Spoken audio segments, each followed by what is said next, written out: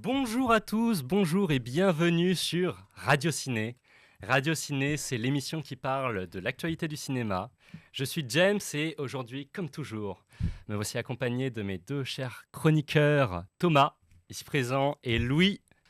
On rappelle, qu'est-ce que Radio Ciné pour ceux qui nous écouteraient ou nous regarderaient pour la première fois. Radio Ciné, c'est une émission où on discute tranquillement d'un film, un film qui est sorti récemment au cinéma. Et donc la précédente émission parlait de leurs enfants après eux, des frères Boukarma. Et aujourd'hui, nous allons parler d'un film qui est sorti le 24 décembre aux États-Unis. Ce film, c'est Nosferatu de Robert Eggers. Julien.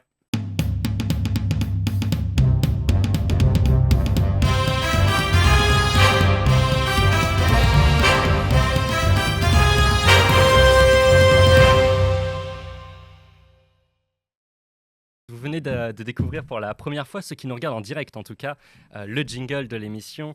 On remercie au passage Elina Ponceau de Aura Studio pour le graphisme, ainsi que Paul Battista pour la musique. Merci pour ce magnifique jingle que vous découvrez pour la première fois.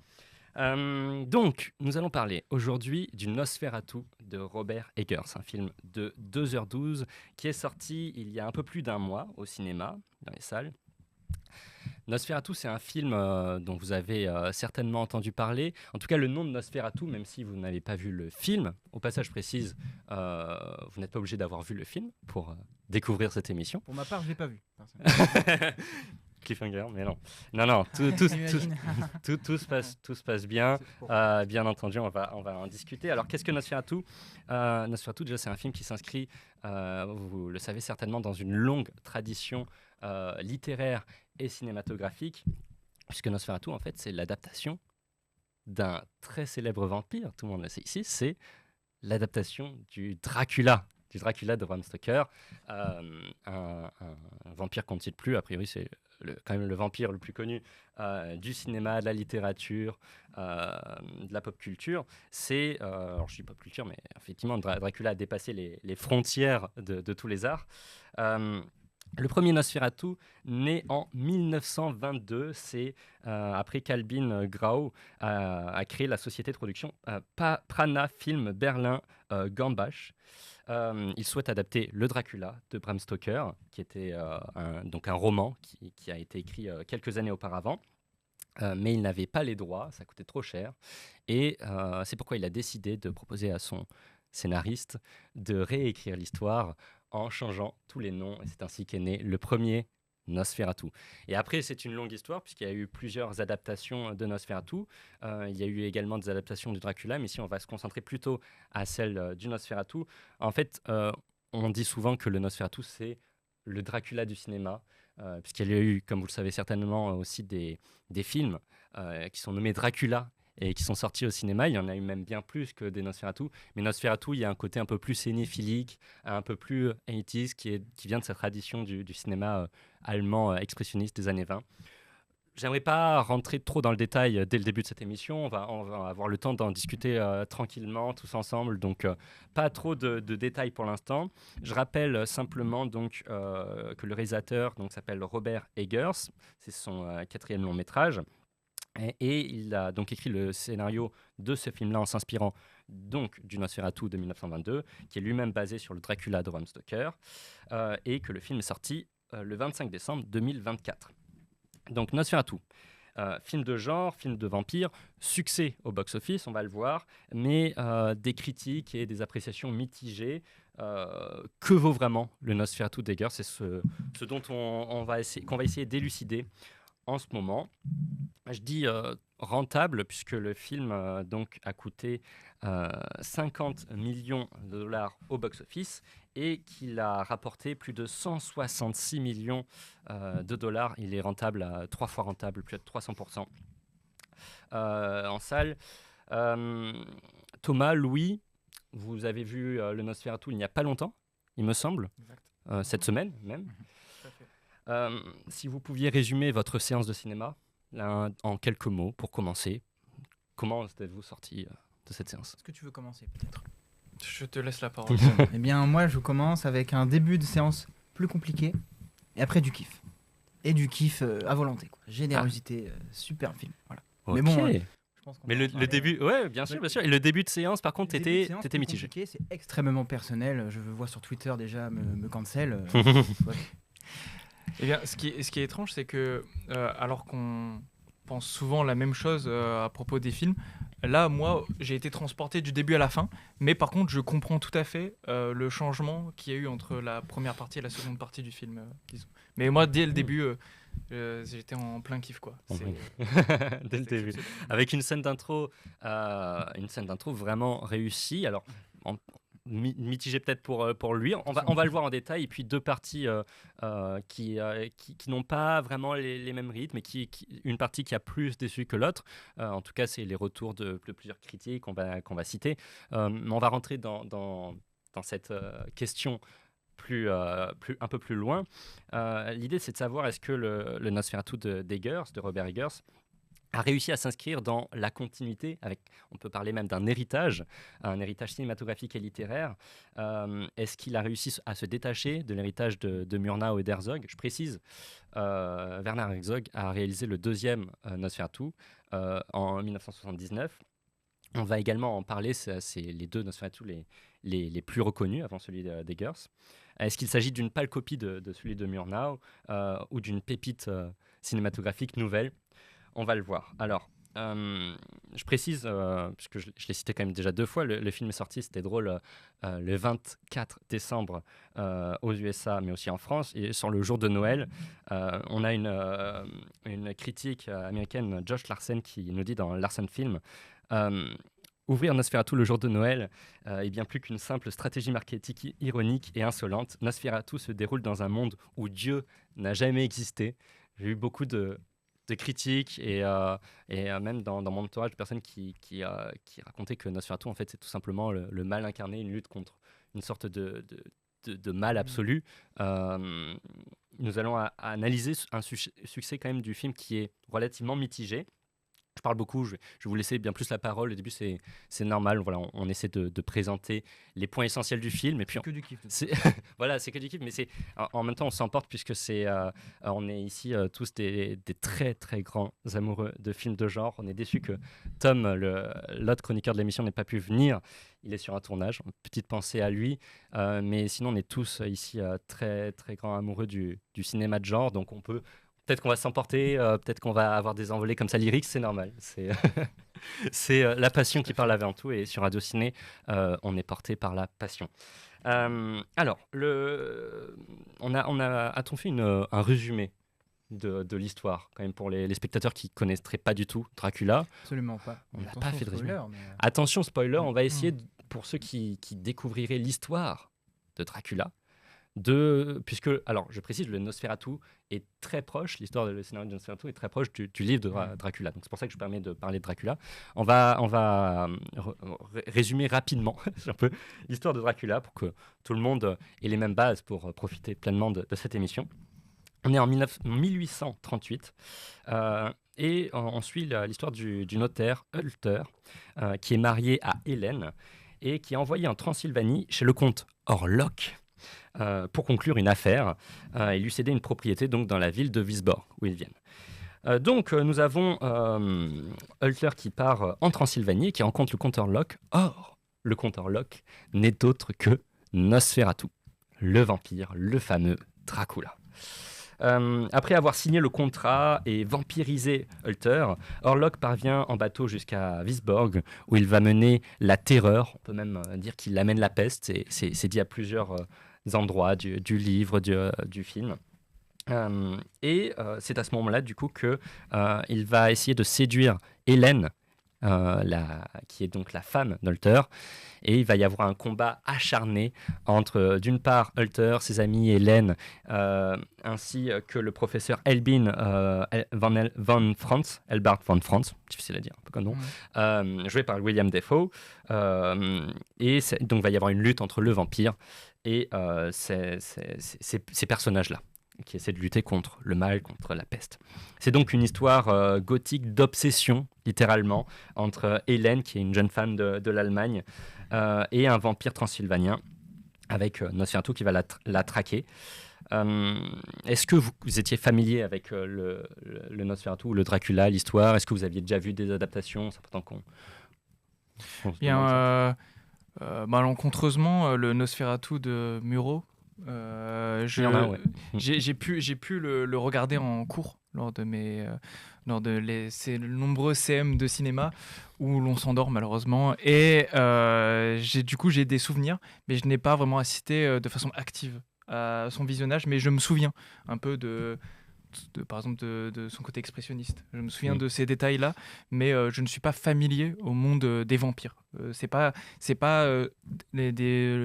on va dire le genre des films de vampires, c'est pas ce type de film que je regarde habituellement. Donc c'était pour ça que j'étais d'autant plus intéressé de voir comment Eggers allait prendre ça sous son aile. On va dire peut-être tu vas renouer avec l'histoire de vampires, ça va t'intéresser, tu vas dire mais c'est Eh bien je crois bien, je crois que tu m'as Herzog, c'est ça? Oui. Eh bien cette adaptation je la connaissais absolument pas et peut-être que mais on va en parler. Je vais peut-être le regarder après l'émission. On en parlera de toute façon. Génial. Et Louis, de ton côté alors? J'étais beaucoup plus familier avec l'univers des vampires. J'ai vu Twilight 1.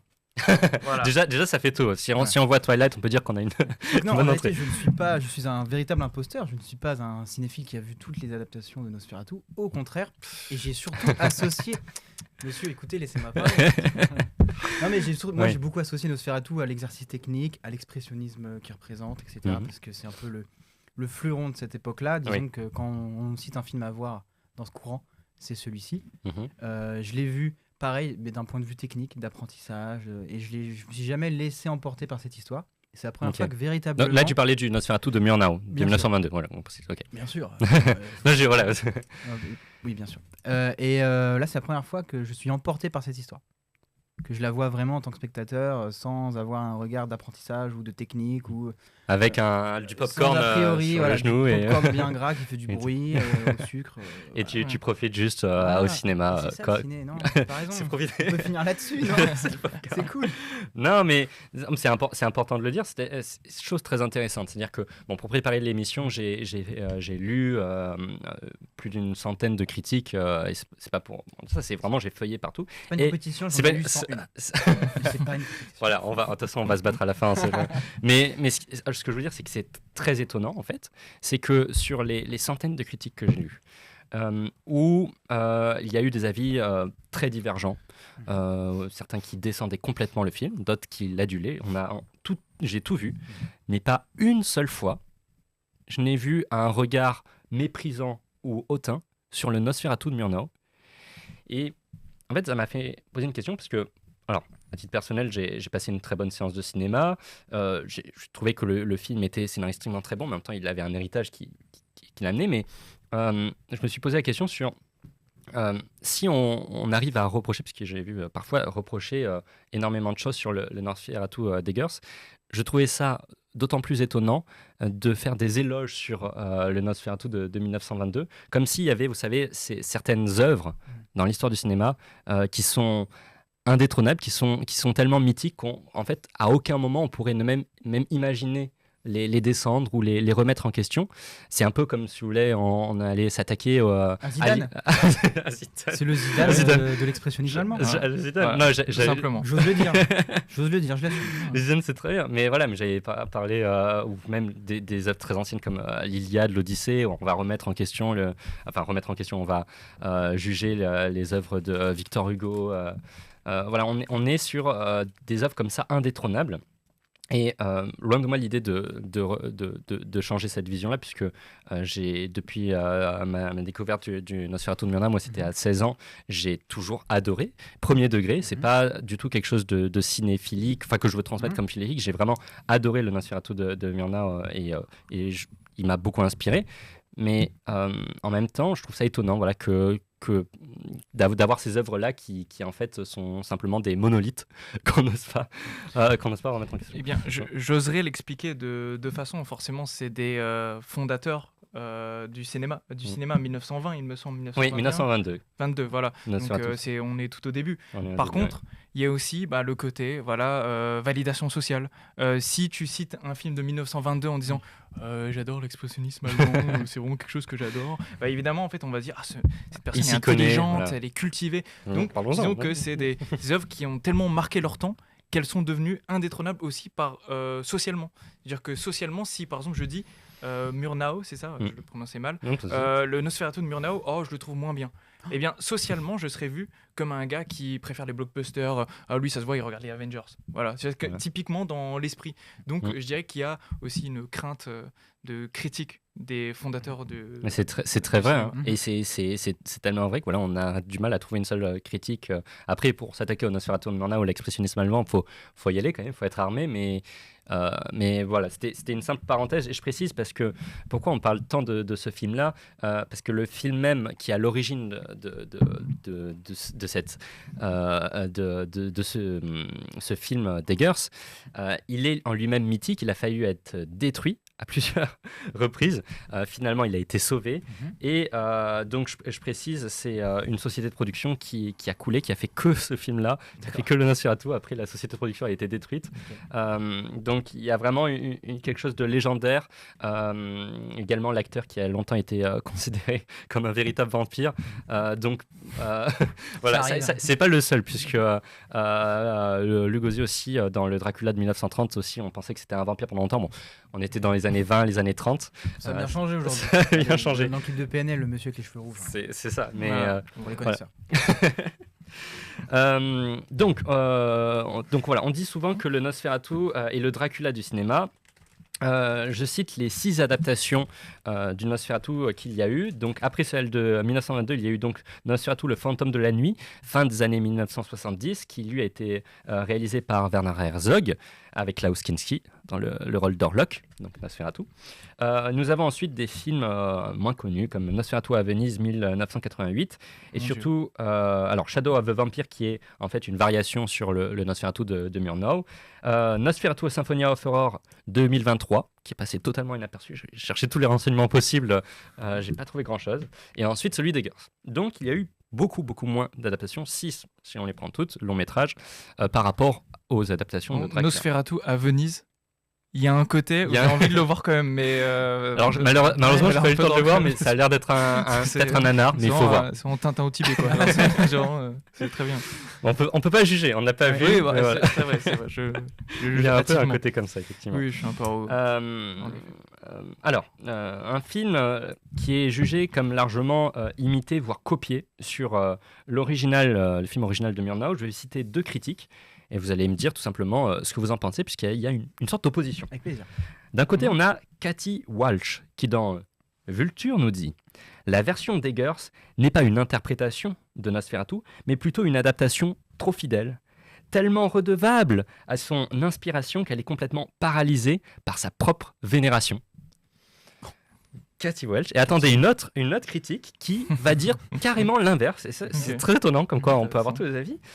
Peter Desbruges qui nous dit dans Variety, Eggers est conscient du style distinct de Murnau, mais il est trop doué pour se contenter de l'imiter. Bon, il est très admiratif d'Eggers, mais bon, trop doué pour se contenter de l'imiter. Au lieu de cela, le réalisateur méticuleux et soucieux du détail propose sa version du classique, traitant chaque image comme une œuvre d'art en soi, tout en embellissant encore plus les aspects romantiques de l'histoire.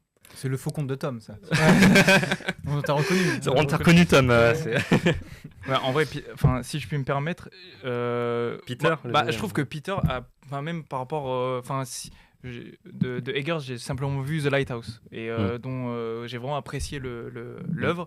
Eh bien, j'ai reconnu un peu cette patte à la Eggers, donc je dirais pas du tout que c'est une pâle copie. T'as reconnu quand même une patte. Ouais. J'ai reconnu cette patte où on a des plans extrêmement larges, on a l'impression d'avoir des tableaux, et en fait il y a aussi des grandes longueurs qu'on peut apprécier ou non. Et ça, c'est très dans le cinéma actuel. Je le vois que chez lui. Ces longueurs-là qui sont, on va dire, pour mettre de l'ambiance. Pas justement des longueurs pour que ça soit poétique ou quoi. Là, c'est vraiment pour installer une atmosphère pesante. Et donc, je trouve que, honnêtement, je ne dirais pas que c'est une pâle copie. Après, je dirais pas non plus que. Il faut bien croire les deux, mais un entre-deux entre Cathy et Peter, disons. Mais Cathy, j'ai l'impression qu'elle a été un peu dure. J'aimerais bien l'avoir au téléphone. Pourquoi on en discute Non, je suis un peu d'accord dans le sens où j'ai vu The Lighthouse aussi. Je l'ai un peu moins apprécié. Personnellement, voilà. C'est un des films préférés de Tom, en passage, on cite beaucoup, mais voilà. Bref. Non, mais moi, ça m'a moins plu, c'est juste moins ma cam. Et j'ai trouvé, au contraire, ce Nosferatu plus accessible. Et c'était le juste milieu entre l'adaptation et son style. Et j'ai beaucoup aimé, donc je trouve que c'est plutôt positif. En vrai, Cathy devrait se remettre en question. Peter va trop loin aussi. Oui, voilà, il faut pas être dans l'admiration. Mais... Je dirais qu'il est trop admiratif et Cathy est trop en opposition. Mais je trouve que c'est un entre-deux. Ça a été adapté. Et reste fidèle parce que on voit quand même cette empreinte où il y a un respect en fait pour l'œuvre source, mais il y a quand même ce truc à la Eggers, genre pour moi. Après, alors on cite beaucoup Eggers. Donc Eggers, le réalisateur, comme je disais, a réalisé 4 films. Il commence en 2015 avec The Witch, la sorcière, qui est un film d'horreur. Ensuite, on a The Lighthouse, qui malheureusement je l'ai pas vu, mais on a des avis un peu divergents ici. C'est un film de 2019 qui est un thriller avec notamment Pattinson, ça. Voilà. Il est difficile à classer ce film. Difficile à classer. Je trouve. C'est pas négatif ce que je dis, attention. Et j'ai du mal à résumer. Moi. Ensuite, on a The Northman en 2022, qui est le film qui en général est un peu moins apprécié des trois. Pardon. Mais arrête maintenant. Mais en fait, il y a des avis très divergents. Encore une fois, c'est après tous les films, tous les bons films en général divisent les critiques. Et ensuite, on a donc le Nosferatu, donc 4 films. Une des particularités aussi du cinéma d'Eggers, c'est de toujours vouloir en fait avoir des films qui sont des films d'époque. J'avais vu une chose intéressante qu'il citait dans une interview qu'il détesterait faire un film à l'époque contemporaine, tout simplement parce qu'il ne voudrait pas avoir à filmer un téléphone et avoir à inclure des SMS. C'est d'accord. C'est un casse le truc. Louis a dit la même chose. Louis a dit. On a eu des conversations là-dessus en disant avoir un smartphone, c'est dommage. Je fais une parenthèse minime. J'ai vu Conclave hier ou avant-hier, je sais plus. Et il y a une scène. Au début, on voit tous les cardinaux avec leur téléphone. Et c'est exprès un plan choquant pour nous déstabiliser. Je me suis dit, waouh, la puissance du téléphone dans une œuvre. La puissance, ça nous rappelle où on est. Ça nous l'époque et directement. Le téléphone, c'est bon. Ça t'ancre dans en tout cas, Eggers, apparemment, il ne fera jamais de. Je ne sais pas si vous êtes d'accord, mais c'était mieux avant. Voilà, alors. Qui est d'accord. Non, voilà, on a en tout cas des partis pris de la part de ce réalisateur. Très bien. Après, bon, il n'est pas. Parce que par exemple, si on prend The Northman, c'est pas un pur film d'horreur, donc il n'est pas attaché que au cinéma de genre, cinéma d'horreur. Mais, c'est horreur, Northman. Justement, il est pas spécialement. Okay. C'est ce que je disais, c'est que justement, il fait pas que du pur cinéma d'horreur. Voilà. Donc, c'est un film qui est largement inspiré, Nosferatu, on le disait, du cinéma expressionniste allemand des années 20, si en étant années 30.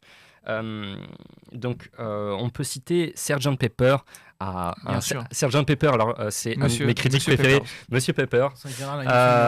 Il écrit dans Sens Critique et ici à Radio Ciné, on aime beaucoup Sens Critique, on le cite beaucoup. Voilà. Donc, on aime beaucoup. Non, mais alors Sens Critique, Sgt Pepper qui nous dit alors qu'Eggers se distinguait jusqu'alors comme un cinéaste singulier. Alors c'est intéressant parce que ça va un peu à l'opposé de ce que disait Thomas. Il se distinguait jusqu'ici comme un cinéaste singulier qui nous immergeait dans un univers n'appartenant qu'à lui. Le voilà disciple d'une légende bien plus grande que lui et riche d'une tradition historique remontant aux origines même du 7e art. Et il nous dit par la suite, je ne vais pas citer la critique ensuite, qu'en fait il s'est laissé essouffler, dépassé par cet héritage et qu'il n'arrive pas à être à la hauteur. Cet élitisme du cinéma. Monsieur Peppers est un peu conservateur, si je puis me permettre. Je me demande où il vote. Oui, voilà. Alors, Monsieur Peppers, on l'adore ici.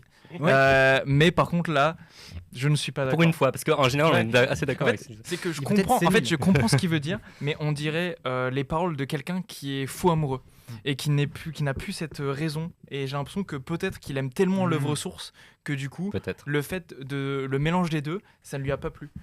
Qu'il aimait bien avoir ces deux cases-là, et le fait de mélanger les deux cases, ça l'a peut-être pas plu. Et moi, je trouve au contraire que c'est bien que Eggers aussi il sorte un peu de son style isolé et qu'il aille prendre des classiques et les adapter. La preuve, regardez, Louis il n'a pas forcément aimé The Lighthouse, mais Nosferatu il a plus ou moins apprécié. Ce qui fait que, parce que la narration, c'était peut-être différent au niveau du scénario, parce qu'il y avait une œuvre source. Oui. Du coup, moi, je trouve que c'est ultra intéressant d'expérimenter de tout. Mais bon, voilà, Monsieur Peppers. En général, sacraliser les œuvres, je trouve ça dangereux parce que du coup, on peut plus rien faire. Je peux plus rien dire. Par exemple, là, on s'attaque. Quelque chose de plus grand qui nous dépasse pour le coup véritablement. Alors, c'est une chose intéressante, c'est par exemple, je sais pas si vous avez remarqué les logos. Je montre à James, il y a des commentaires. On a des commentaires de Mayol qui nous dit qu'il y a ce genre de longueur sur les 2 premiers films d'Ari Aster. C'est quand on parlait des longueurs. Oui, ok. En petit aparté sur Ari Aster, puisque on cite souvent dans les réalisateurs qui font du cinéma de genre à notre époque et qui sont souvent reconnus, qui ont des prix et qui sont appréciés. Il y a 2 qui sont souvent cités, c'est donc Robert Eggers, dont on parle aujourd'hui, mais aussi Ari Aster, qui a fait Midsommar notamment, qui a fait Hérédité, son tout premier film 2018, un cinéaste que pour ma part j'adore. Et voilà, on parlait des longueurs à un moment. C'est une comparaison intéressante, on y reviendra plus tard, mais Ouais. c'est vrai qu'il y a un système de mise en place de l'histoire qui peut être aperçu comme long, mais je pense qu'on aura largement le temps de... On va en parler plus du scénario. Là, j'aimerais revenir quand même sur l'expressionnisme allemand. Vous avez peut-être remarqué au début, on voit les logos des productions, donc Universal Pictures, Focused Feature, etc. Et en fait, je me suis renseigné. Figurez-vous que c'est les logos des années 20, en fait. Super. Du coup, étaient déjà présents dans les années Comment 20. tu as eu l'idée de te renseigner là-dessus? J'ai revu le film en fait avant-hier, et ensuite j'ai refait des recherches encore et toujours. Tu es un malade. Et en fait, il y a vraiment une recherche esthétique qui est poussée même au logo, ce que je veux dire. Mais on est est-ce que on est inspiré du cinéma expressionniste, mais est-ce que pour autant on a une forme d'originalité? Est-ce que Eggers arrive à concilier à la fois cette inspiration du cinéma expressionniste et en même temps à faire une œuvre résolument contemporaine, moderne, en prenant en compte l'héritage cinématographique?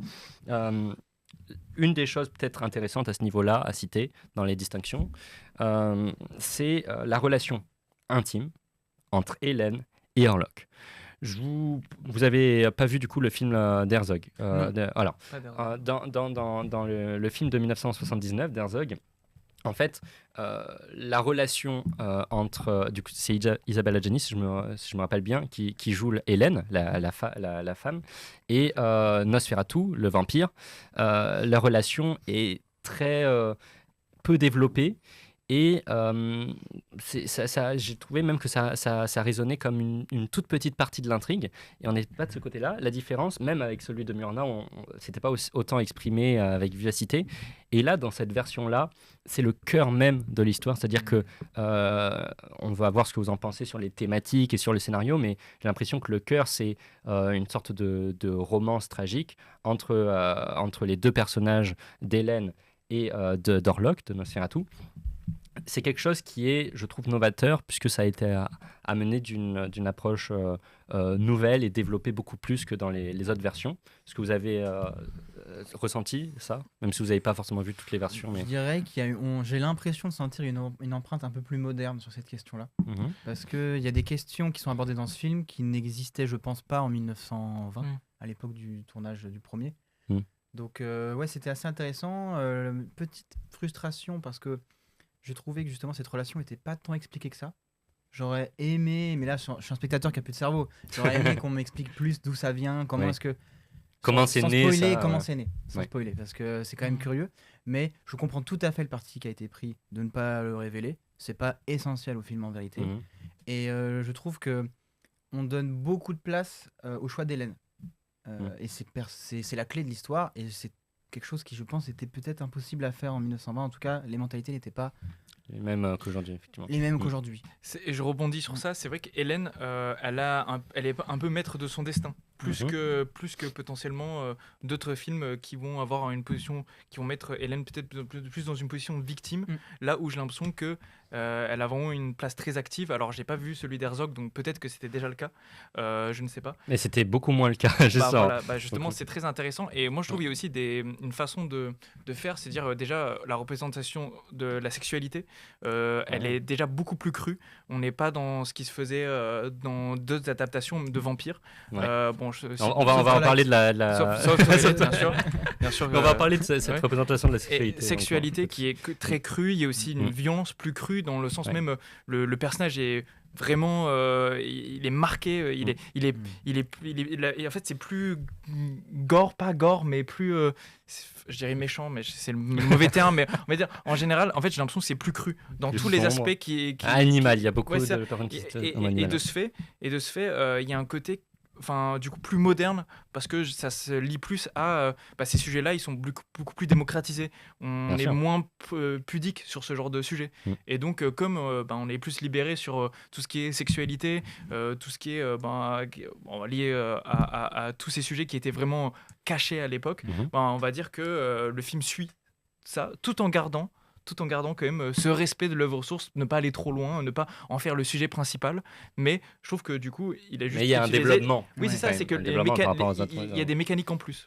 et c'est plus montré. Et ça se voit d'ailleurs dans la longueur du scénario, parce que figurez-vous que cette adaptation Nosferatu, c'est la plus longue de toutes. Elle est même plus longue que, si on cite par exemple les Dracula, le Dracula de Coppola. On fait 2 heures, mais il est légèrement plus long. Le Nosferatu de Murnau, il me semble, fait autour d'une heure et demie. 1h40 pour celui d'Herzog. Donc là, c'est un film qui dure 2h12. C'est un film qui est plus long. Et en fait, toute cette longueur ajoutée, parce qu'il y a aussi beaucoup de critiques qui vont nous dire que la deuxième partie traîne en longueur. On va le voir un peu dans la partie sur le scénario. Mais en tout cas, on a comme ça un film qui est le plus long tout simplement de l'adaptation et donc il fallait bien développer certains points. Et la version d'Herzog dans tout ça, qu'est-ce qu'on en pense? Puisque, alors, malheureusement, vous ne l'avez pas vu, mais petit aparté, elle est en fait beaucoup moins présente. J'ai revu la version d'Herzog cette semaine pour me faire un avis bien précis. Elle est géniale, j'adore. Ça fait. Alors, je trouvais que il y avait un côté très hippie. Chose qu'on ne voit plus au cinéma, c'est les teintes des couleurs, à quel point elles sont vives. Il y avait la couleur des arbres et d'un vert presque fluorescent. Je trouvais ça très étonnant. Et j'étais étonné même la distinction entre si on prend Orlok, le Nosferatu, entre celui d'Herzog et celui-là d'Eggers. Dans le film de 1979, le Nosferatu est incroyable. Il est joué par Klaus Kinski, qui est un acteur très apprécié, vraiment une gueule de cinéma exceptionnelle, légendaire. Mais le fait de le voir sautiller, à un moment, en fait, je me rappelle d'une petite scène où à un moment, il se met à courir, à être beaucoup plus expressif, comme Klaus Kinski savait le faire.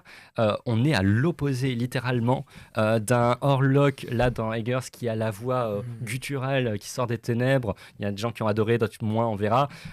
Et qui est vraiment une présence physique monstrueuse, mais qui dégage une véritable force. On est sur quelque chose de très différent finalement, donc on s'éloigne pas mal de la version d'Herzog. Et d'ailleurs je rebondis aussi parce que ça me met aussi la puce à l'oreille sur le fait que les vampires, j'ai l'impression ils se sont transformés en un peu une figure très sexy.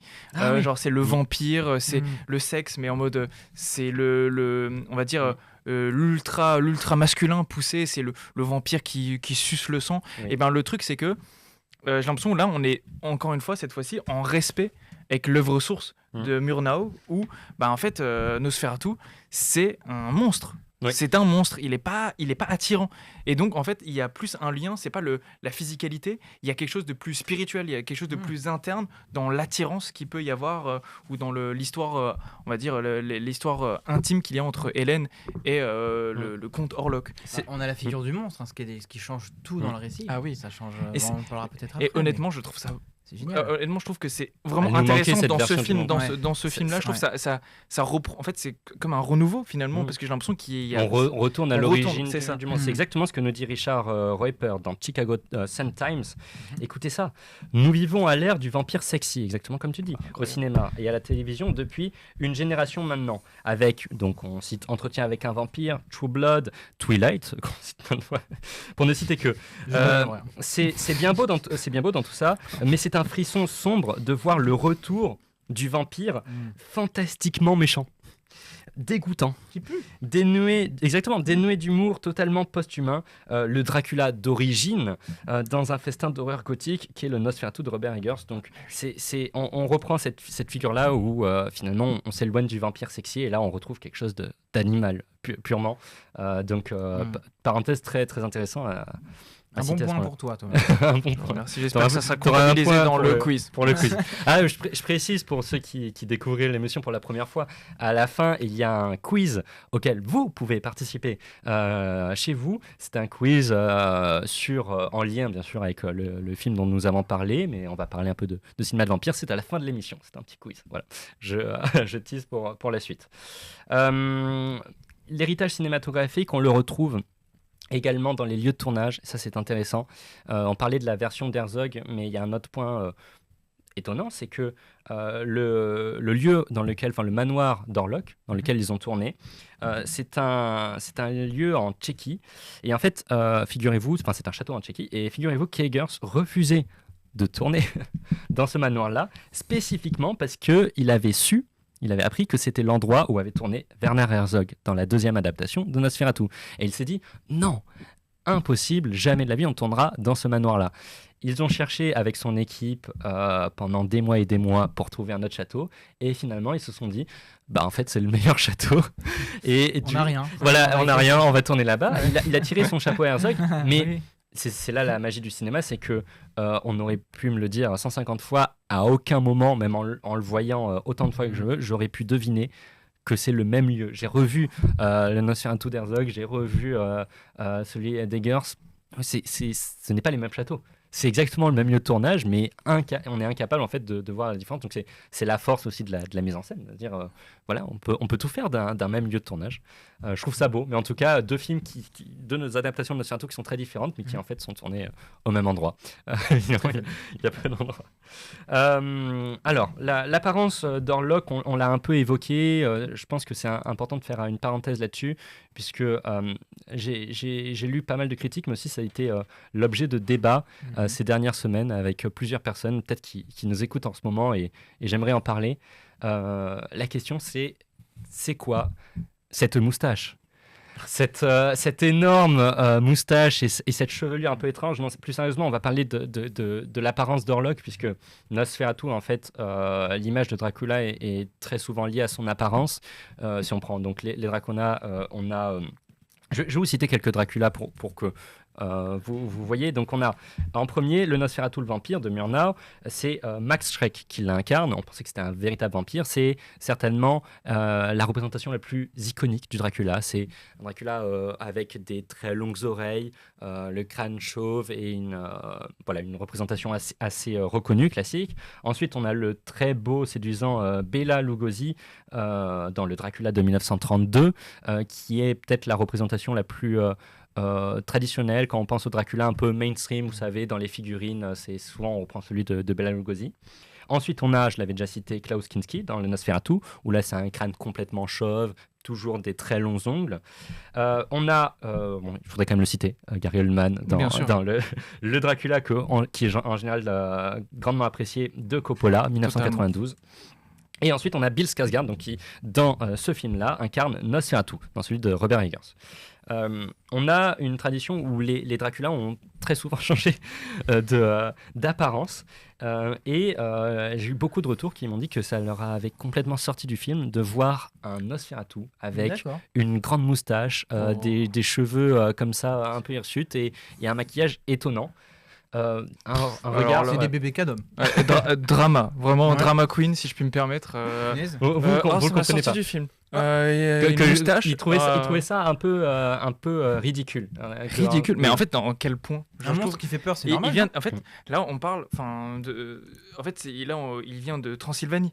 C'est-à-dire qu'en fait, je trouve que honnêtement, en termes de clichés cinématographiques de cette époque, je trouve que ça représente bien le cliché cinématographique qu'on a, par exemple, de la Transylvanie, que ce soit tous ces pays, Hongrie, Roumanie.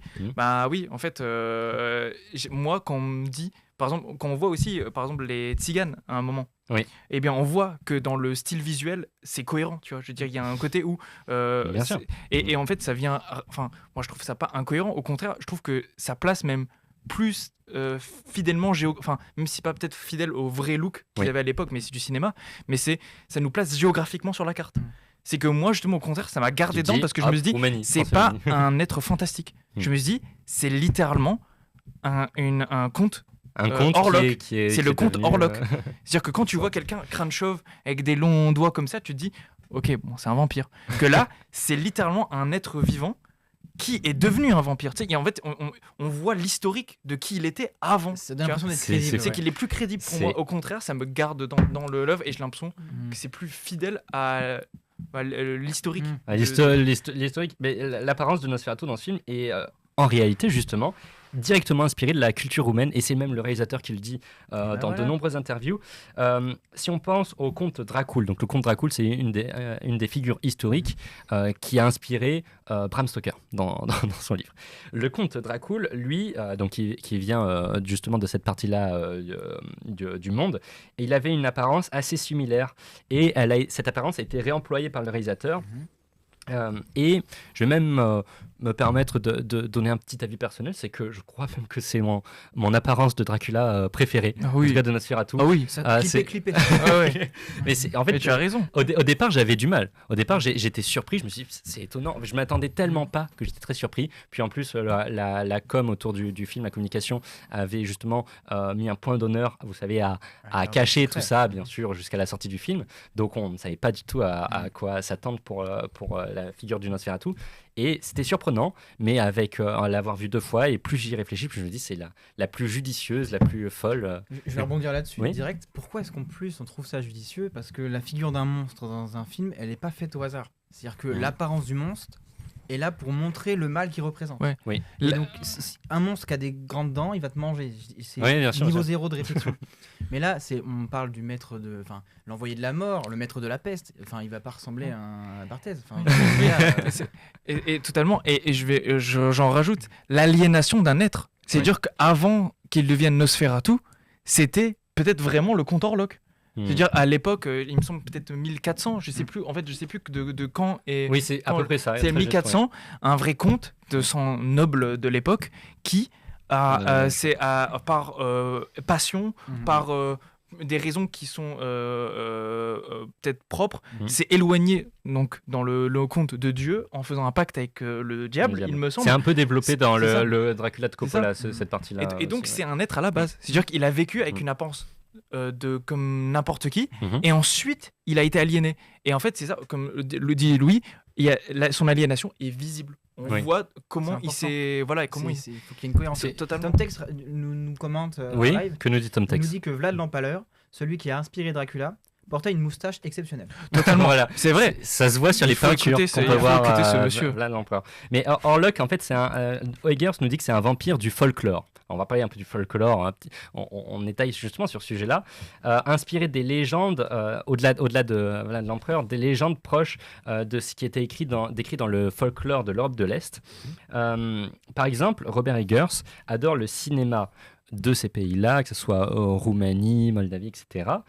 Et parmi ses films préférés, on peut citer Andriesh, alors excusez-moi, je ne l'ai pas vu si j'écorche le nom, de Yakov Bailedzan et Sergei Parajdanov, qui est un film donc soviétique dans lequel on trouve un sorcier avec une grosse moustache.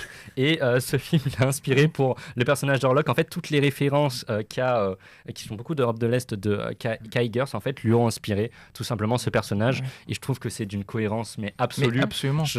Voilà. Absolument. Je suis énervé. Alors ceux qui ont dit qu'ils sont sortis du film, alors là, franchement, vous avez voulu faire les dramas, vous avez voulu faire en mode non mais moi ça m'a sorti parce qu'en fait Dracula c'est pas ça. Eh bien toc. Voilà. Tu sais les cinéphiles qui font genre, mais dès que tu les sors de leur repère, ça m'a gêné. Voilà, c'est ça. Là, on vous a eu en flagrant délit de cinéphilie. Ouais. Voilà. Hop. Attention, on vous embarque. Non, mais bon.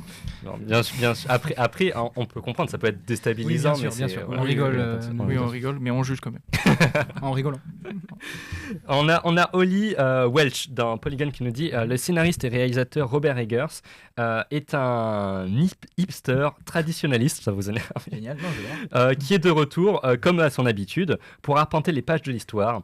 Il est connu pour fouiller en profondeur dans la langue et les traditions. Alors c'est vrai que ces c'est très souvent dit, mais Il y a une Eggers, remarque là-dessus, hein. oui, mais que Eggers, justement, il fouille énormément et c'est un réalisateur qui fait beaucoup de recherches. On va en reparler après.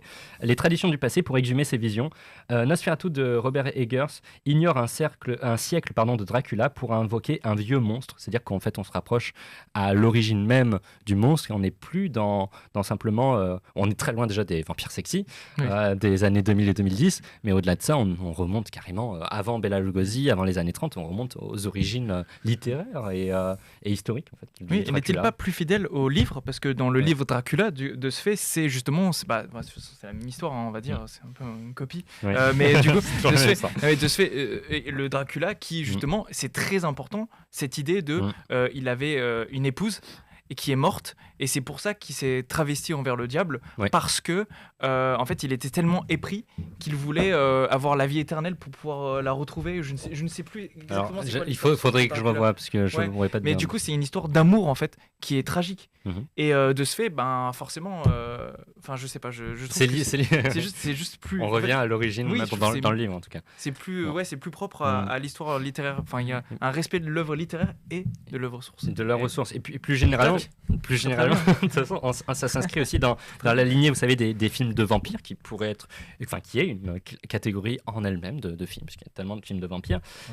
Et Nicolas Barbier dans BBC nous dit ce qui distingue vraiment Nosferatu d'Eggers, le Nosferatu d'Eggers du lot, c'est la profondeur avec laquelle il explore des images et des thèmes de la tradition vampirique. Il n'y a pas beaucoup de films sur Dracula qui vous donnent autant de matière à réflexion. Pardon, on est sur du gothique, on est sur des films du vampire, mais est-ce que pour autant c'est un film qui va parler à tout le monde? Parce que là, je fais une parenthèse pour nos éditeurs et spectateurs. Vous êtes peut-être pas familier déjà tout simplement du cinéma de genre, cinéma d'horreur. Peut-être que vous n'avez pas entendu parler tant que ça du film vampire, et le but c'est pas non plus de faire une overdose de Dracula, surtout si vous n'êtes pas familier. Il y a pas mal de critiques qui ont justement reproché ce point en disant que ça plairait aux cinéphiles et pas forcément au grand public. On a Lou Thomas dans NME qui nous dit cette version de Nosferatu est peut-être essentielle pour les fans d'horreur gothique. Mais doit être recommandé avec prudence pour les autres. Tiens. On a Cass Citronné dans Sens Critique qui nous dit là où l'on attendait une exploration de l'invisible et du mystique, nous nous retrouvons avec une histoire qui sombre dans un vulgaire récit déjà vu, effaçant toute la richesse de la légende. On est à l'opposé de ce qu'on venait de dire. Le nostalgique. D'avoir les deux avis. Mais on est sur devant un miroir. Non mais ça c'est un délit de cinéphilie deuxième. Ouais. Voilà, il est embarqué aussi. Les geôles sont pleines. C'est parti. Là, il n'y a plus de place là. C'est. Mais est-ce que cette vision du vampire est-elle riche selon vous ou pas? Est-ce qu'elle est inventive, mais surtout est-ce qu'elle va plaire à tout le monde, ou est-ce que c'est vraiment pour vous logique que ça soit plutôt quelque chose du côté cinéphilique ou Moi, ce que de fans de permettrais de dire là-dessus, c'est que je trouve ça génial. Je trouve le film accessible à beaucoup de monde. Parce que j'ai l'impression d'avant tout vivre une expérience. Oui. C'est-à-dire que j'ai pas vu tous les 250 Dracula et Nosferatu qui ont été faits. Je connais pas par cœur tous les noms des acteurs, mais j'ai kiffé. J'ai pas eu besoin d'avoir les références pour comprendre. Oui. Et j'ai trouvé qu'il y avait un gros travail, l'ambiance, etc. Suffit à te faire rentrer dedans, quoi. C'est pas du tout quelque chose d'élitiste, c'est quelque chose qui vient de prendre. Et en plus, j'ai l'impression qu'il a su contenter ceux qui avaient déjà les références, etc. Donc je trouve qu'au contraire, c'est une œuvre humble. Tu vois, c'est pas une œuvre qui est accessible, selon toi, pour les personnes qui n'auraient jamais vu de Dracula ou de Nosferatu. Et surtout par rapport à ses autres œuvres. Ces autres œuvres sont moins accessibles parce que justement, il y avait ce côté, il était vraiment dans son cocon. Et là, comme il a repris quelque chose qui est très populaire, en fait, pour moi, c'est parfait pour que quelqu'un se dise, tiens, je vais en voir un film de genre, ça va marcher. Par contre, il ne faut pas se dire, ça va être Annabelle 2, Annabelle 3, non, ça va pas être ça. Ça va être, là, ça va être un film d'horreur qui va aussi être faire des portraits. C'est pas juste du sensationnel. Mais donc, pour moi, tout le monde peut apprécier. Mais ce ne sera pas le film préféré du grand public, ça c'est certain. Oui. Parce que, évidemment, il y a des moments, c'est un peu... Il y a des longueurs, et en fait, c'est ça que peut-être ça pourrait embêter le grand public actuel, parce qu'il y a des longueurs, et c'est vrai qu'on est de moins en moins patient avec le contenu audiovisuel. C'est tout simplement le cinéma qui change notre rapport aux images. Et si je peux me permettre, derrière nous, dans la salle du MK2, il y a quelqu'un qui se lève et qui fait... pue sa mère ce film. Non, nul à chier. Nul à chier. On a le droit de voilà. le dire Attends, sur ouais. Internet Alors sur Twitch, je suis pas sûr. Ok, on rigole. Il a dit, c'était sur Ouais, GTA qu'il a dit. il a dit c'était nul à aller Nul voilà. en aller Attends, aux toilettes. à lâcher une selle.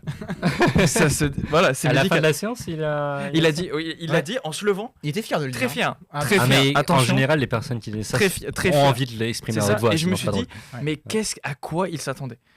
Est-ce qu'il voulait du sensationnel? C'était Disneyland, à quoi il s'attendait? On va dans la maison hantée, où il y a des fantômes, on va sursauter. Je sais pas. En fait, parce qu'on peut ne pas apprécier le film, Mais mais sachant qu'il y a de l'action. oui, en plus, il y a de Quand l'action. même. Il y a de Ah oui. l'action, mais je comprends que quelqu'un se dise ouais, je m'attendais à plus, ou j'ai pas eu assez des personnages, je voulais avoir un peu les Oui. backstory. Je Oui. comprends que ce soit pas le film préféré. Par contre, de dire qu'il est pas du tout accessible, alors là, je trouve que c'est Étonnant, une on mauvaise essaie de le foi. comprendre. Une mauvaise foi. C'est Ouais. comme le monsieur qu'on a croisé à l'entrée du cinéma. On règle nos comptes aujourd'hui. Voilà, Allez, on Ah, règle mais Qui- il y a pas mal de non, non, backstory. mais attends, c'est attends, quoi cette attends, folie parce qu'il nous On a va te commencé retrouver. à nous dire, il a commencé à chier sur le film. Non, pas de à vulgarité. faire des selles Ouais. sur le film parce que pour lui, L'ours dans le Jura était bien meilleur. Parce que, ah oui, moi Ah oui, je vais d'accord. pas voir les films américains. Ah oui, non, c'est du grand public ça. Hein, c'est du grand public. Moi je vais aller voir L'ours dans le Jura, c'est très bien. Et quoi, La fille d'à côté, oh, c'était superbe ce film. Oui, en fait, c'est ça. C'est qu'en fait, soit tu es ce parisien cinéphile qui pète plus haut que son Alors, cul. alors, et que alors, t'es après. On Voilà. va essayer me permets. d'éviter de Voilà. juger. Au bout d'un moment, non mais il faut dire les termes. Faut dire les Technique, termes. en- Par pitié. Non, Non, mais- alors, non, mais il y a. Tout le monde peut apprécier. Non, mais ce que je veux dire, c'est que au moins, ce qui est intéressant, c'est que je pense qu'on s'est un peu emporté, Oh. mais encore une fois, je fais une pause à Radio Ciné ici pour vous dire que si on s'emporte, se désolidarise. si on s'emporte, c'est avant tout, c'est parce qu'on est extrêmement passionné et voilà, quand c'est des sujets qui nous touchent à ce point et oui. qu'on adore, on a tendance voilà, à faire des petites blagues, à exagérer parce que ça nous touche profondément et qu'on est purement passionné. Et c'est la passion, comme je disais, qui porte Radio Ciné. Maintenant, l'avantage, c'est qu'au moins, on cite voilà, que, comme je disais juste avant, on ne dit pas que. De toute façon, il n'y a aucun film qui peut plaire à tout le monde, mais voilà, c'est un film qui divise. Il faut bien essayer de comprendre aussi.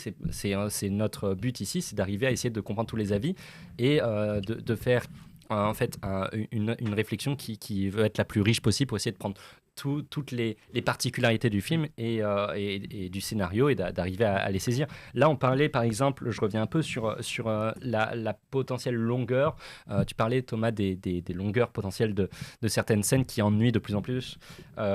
Est-ce que c'est un scénario qui est vraiment efficace ou pas? On a Guillaume Ervin sur Sens Critique qui nous dit Robert Eggers ne semble jamais trouver la solution d'une délicate équation consistant à réactualiser son Nosferatu, à lui donner un sens près d'un siècle après la version de Murnau. Alors là, il dit une chose qui est intéressante, c'est trop long, trop lent, trop emphatique. Il ressemble à une interminable introduction. Tout de même, à l'ambiance stylisée à l'extrême. C'est beaucoup cité. C'est devenu un défaut d'être stylé maintenant. D'être stylé. On n'a plus le droit d'être stylé. N'importe quoi. Y a-t-il une réelle différence, par contre, entre la première et la deuxième partie, puisque c'est ce que tu disais au tout début de l'émission, Thomas, et je reviens là-dessus. Karen Gordon, dans Original Sin. Je m'arrête juste 2 secondes parce que le journal s'appelle Original Sin et je à toute une pensée à la personne qui a créé le nom de ce journal et à tous les super noms de journaux que je lis. Sur Original Sin, voilà, big up pour cette personne. Corinne Gordon qui nous dit les faiblesses du film se situent dans la dernière partie, dans la ville natale d'Hélène et Thomas, où les choses deviennent répétitives, où l'élan se perd, au fur et à mesure qu'Hélène s'emballe et que le film semble ralentir, il semble statique. Alors, je l'ai vu à plusieurs reprises, pour ça que je me permets de le citer. Est-ce que vous trouvez qu'il y a une réelle distinction entre les deux parties du film? Est-ce que tu veux commencer ou Ouais, je sinon, pourrais moi, dire peut-être parce que tu auras Envoie. sûrement plus à dire, mais je dirais qu'il y a un moment, il y a un peu un ventre mou, je dirais, entre les deux parties. C'est-à-dire qu'il y a la première partie où on installe, Oui. il y a un moment où il y a une attente. On sait qu'il va y avoir des événements, mais en fait, on doit attendre parce que, en fait, dans la logique du scénario, faut attendre. Et donc, il y a un peu un côté où on a bon, oui, bon, ça arrive, Ça Alors, arrive, je, et on je précise attend. juste pour Ouais. les auditeurs, en fait, le moment de charnière dans le scénario, c'est que donc là, on a le personnage principal qui revient du château d'Orlok à cheval après avoir été vampirisé. Il va retrouver Hélène et à peu près au même moment, il y a donc Orlok, Nosferatu, qui lui arrive en bateau de son côté également à la ville. Et c'est le moment où en fait il va commencer à semer la terreur avec la peste qui va arriver et il va essayer de vampiriser Hélène. Donc en fait la transition entre avant le moment où il arrive au château et ensuite la deuxième partie du film, c'est à partir du moment où ils vont essayer de chasser le Nosferatu qui sème la terreur et la peste dans la ville. C'est de cette distinction. Ouais, dont on alors parle, je voilà. savais pas qu'on pouvait spoiler ce moment, c'est pour ça que j'ai resté vague. Mais maintenant, bon, non, c'est pour ça, je restais vague. Sinon, c'est volontairement. compliqué d'expliquer. Mais oui, ouais. mais de ce fait, oui, en fait, entre le moment où en fait il y a la rencontre entre Uther et du coup le mari et le comte Orlok, qui sont réglés leurs affaires, et que ensuite il y ait l'arrivée du comte Orlok en Allemagne, Oui. il y a vraiment un moment où on sait qu'en fait on patiente. On Et patiente, là, c'est le moment ouais. où, en fait, pour moi, c'est le moment où on peut se perdre. Moi, je commence à penser à autre chose. Mm. Et ensuite, j'ai été rattrapé par Voilà. la deuxième partie. Donc, il y a une transition un peu lente, disons. Mhm. pour ma Ouais. part. D'accord. Moi je rejoins complètement la distinction des deux parties. Oui. J'avais fait référence au début, j'avais moins aimé la première. moi. Ok. Parce que j'avais trouvé la mise en place superbe, Oui. le travail d'ambiance très bon, Mhm. mais peut-être presque trop bon. Où en fait, j'ai un peu perdu la notion du temps, où pas positivement. Tu vois, je me dis, putain, ça ne s'arrête jamais, ça ne finit plus. On Oui. parlera aussi du découpage et des choix qui ont été faits à la photographie, qui, je trouve, sont très impactants dans la première partie de mise en place. Mhm. On a des choses très lentes, etc. Oui. On verra si c'est bien ou pas. De toute façon, on peut pas le savoir, mais bon, bref. Oui. Disons que voilà, cette première partie, moi, m'a un peu plus laissé sur ma faim, Oui. m'a un peu plus endormi, et j'ai trouvé qu'au contraire, la seconde partie se passait beaucoup de choses, peut-être même beaucoup par rapport à la première. Oui. Et je suis très étonné du commentaire de cette dame. C'est une dame, hein, Oui, Karen. voilà, qui nous Karen, pardon. qui nous dit que voilà, la deuxième partie, on s'ennuie, etc. Alors je trouve Mhm. qu'au contraire, c'est toute la longue mise en place qui explose. Bah, c'est assez classique dans les scénarios finalement, Mhm. mais ça se passe bien, quoi. Ça se Oui. passe bien, ça va vite, ça enchaîne. Et en plus, on a un dénouement un peu original par rapport à ce qu'on pourrait attendre des grands Alors, récits habituels. alors, justement, parce que ce dénouement, moi j'aurais aimé en parler un peu plus longuement, mais ça D'accord. serait un peu du spoil. On va voir plus à la fin de l'émission. Mm. On a le temps d'y réfléchir. De toute façon, ça dépend aussi de l'avis de nos auditeurs. Le but, voilà, c'est pas non plus de vous spoiler le film, mais c'est ce qui m'a complètement convaincu, c'est de voir cette D'accord. fin que je trouve. En Super. fait, je trouve qu'elle, justement, si on parle du scénario, que scénaristiquement, en fait, c'est d'une logique incroyable, en plus d'être, pour le coup, je trouve, novatrice, par rapport aux autres adaptations de Nosferatu. Il y a plusieurs thématiques en fait qui sont explorées dans le Nosferatu. La première, comme on en a parlé, c'est quand même important de revenir là-dessus. Par rapport aux autres adaptations, déjà, on est beaucoup plus dans une réflexion autour du désir sexuel, en particulier le désir sexuel féminin, qui est au centre du récit. On a Bill Goody Kuntz dans Arizona Republic qui nous dit le danger rôde constamment aux côtés de la séduction et les notions de bien et de mal deviennent secondaires par rapport aux pulsions impressionnistes. Et on a Sidan Al-Daka dans IGN, qui dit « Hélène marmonne fréquemment des insinuations », donc là il cite comme « viens à moi, il vient », qui fonctionne comme une personnification tordue de l'excitation, faisant de l'histoire d'Hélène celle d'une sexualité féminine réprimée. Plusieurs critiques ont cité aussi le fait qu'elle ait un corset, qui est une forme de répression aussi. Une sexualité féminine réprimée en quête de libération.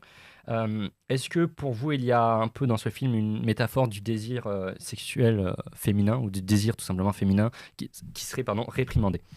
Alors c'est pas ce qui m'a sauté aux yeux quand j'ai vu le film, mais maintenant que tu en parles, je trouve que ça trouve vraiment sa place, ça a vraiment beaucoup de sens. Mhm. Surtout quand on suit... donc, pareil, bon, je vais peut-être spoiler un petit peu, je m'en excuse, mais Hélène qui est avec son mari, Oui. qui est un peu la représentation d'une sexualité normée, traditionnelle, Traditionnel, oui. et qui fuit et qui repousse un peu malgré elle. Il y a des scènes où elle repousse violemment son mari sous le coup de la possession. Et en fait, ce que tu dis là, c'est hyper intéressant. Je trouve que ça donne du sens à toutes ces scènes-là. Donc je serais très d'accord personnellement. Bah, ça rend plus complexe en fait le désir sexuel en général, parce que bon, je sais que là c'est un focus sur le désir sexuel féminin, mais genre en général, c'est-à-dire que bah oui, en fait, on a appris une situation où oui, c'est un couple qui va se marier. Il me semble qu'ils sont promis, non, ils sont pas, ils sont fiancés. Non, ils sont déjà fiancés. Ils sont tout fraîchement mariés. Tout fraîchement mariés, c'est oui, ça. oui. Tout fraîchement mariés. Et du coup, avec tous les devoirs qui viennent avec le fait de se marier, surtout à cette époque-là. Et en fait, je trouve qu'on explore aussi que c'est plus complexe que ça, l'amour, parce que elle l'aime profondément. Thomas Hutter.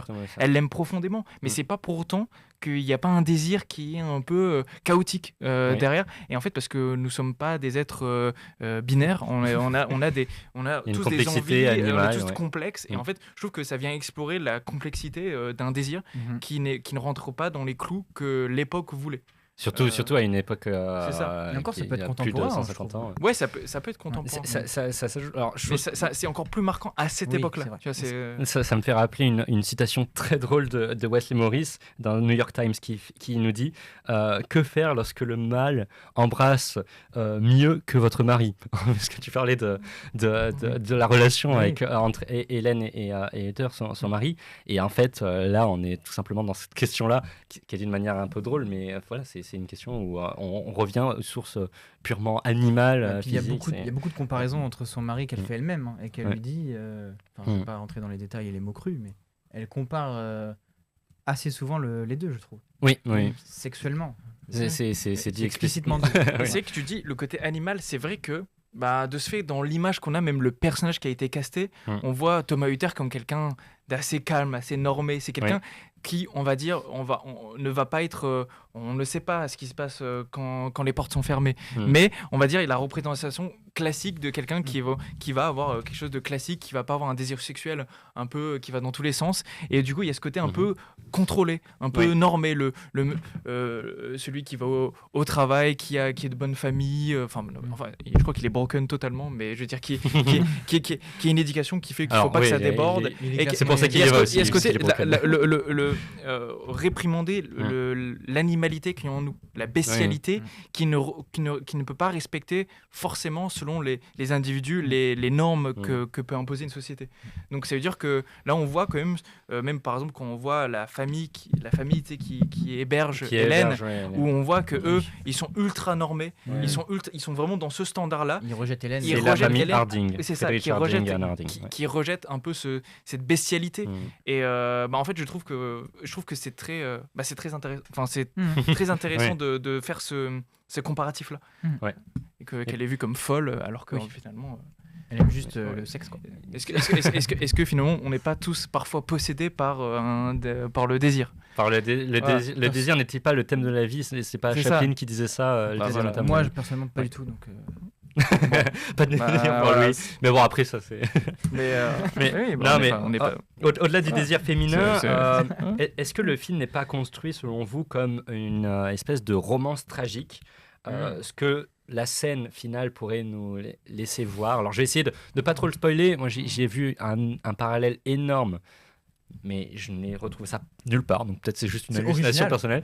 Mais un parallèle énorme avec Roméo et Juliette.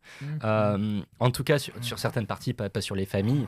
Ce que j'ai revu par contre très souvent, c'est La Belle et la Bête.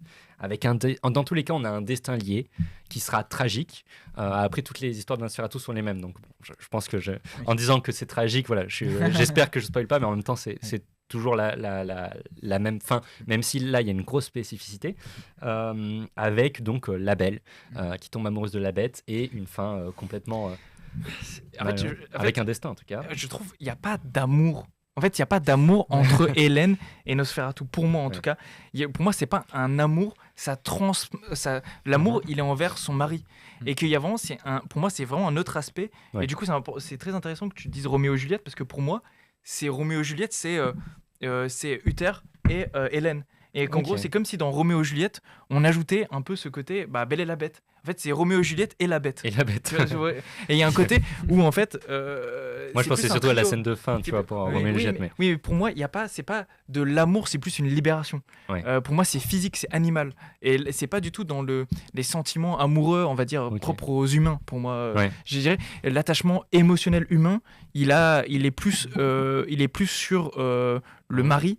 Là où, par exemple, quand on a le dénouement, je veux dire, il n'y a aucun moment, elle dit au final, j'aime pas mon mari ou quoi. Elle est profondément attachée malgré Toujours. cette connivence. Oui. D'ailleurs, techniquement, je vais pas être spoilé du tout, mais elle fait, ses choix sont orientés pour son mari. Pour son Bah mari, oui, pour c'est sauver ça. son mari. C'est que du coup, pour moi, c'est pas de l'amour, c'est plus en fait. Enfin, avec Orlok. Moi, c'est avec plus, en Nosferatu. fait, c'est plus quelque chose d'interne, genre comme quasiment combattre ces démons, genre combattre, en fait, pas combattre, mais genre. Et d'ailleurs, le Monsieur Defoe, je me souviens plus de son nom parce qu'il est compliqué. William. Non mais dans le. Van Der, oui, professeur. allemand. Alors, excusez-moi. Le professeur. Oui, alors c'est dans les feuilles. Albin Ebert von Franz. Ce monsieur. Non, dis-le en entier, s'il te plaît. Oui. Professeur Albin. Professeur Ouais, Albin, voilà. Et ben, professeur Albin, à un moment, il le dit.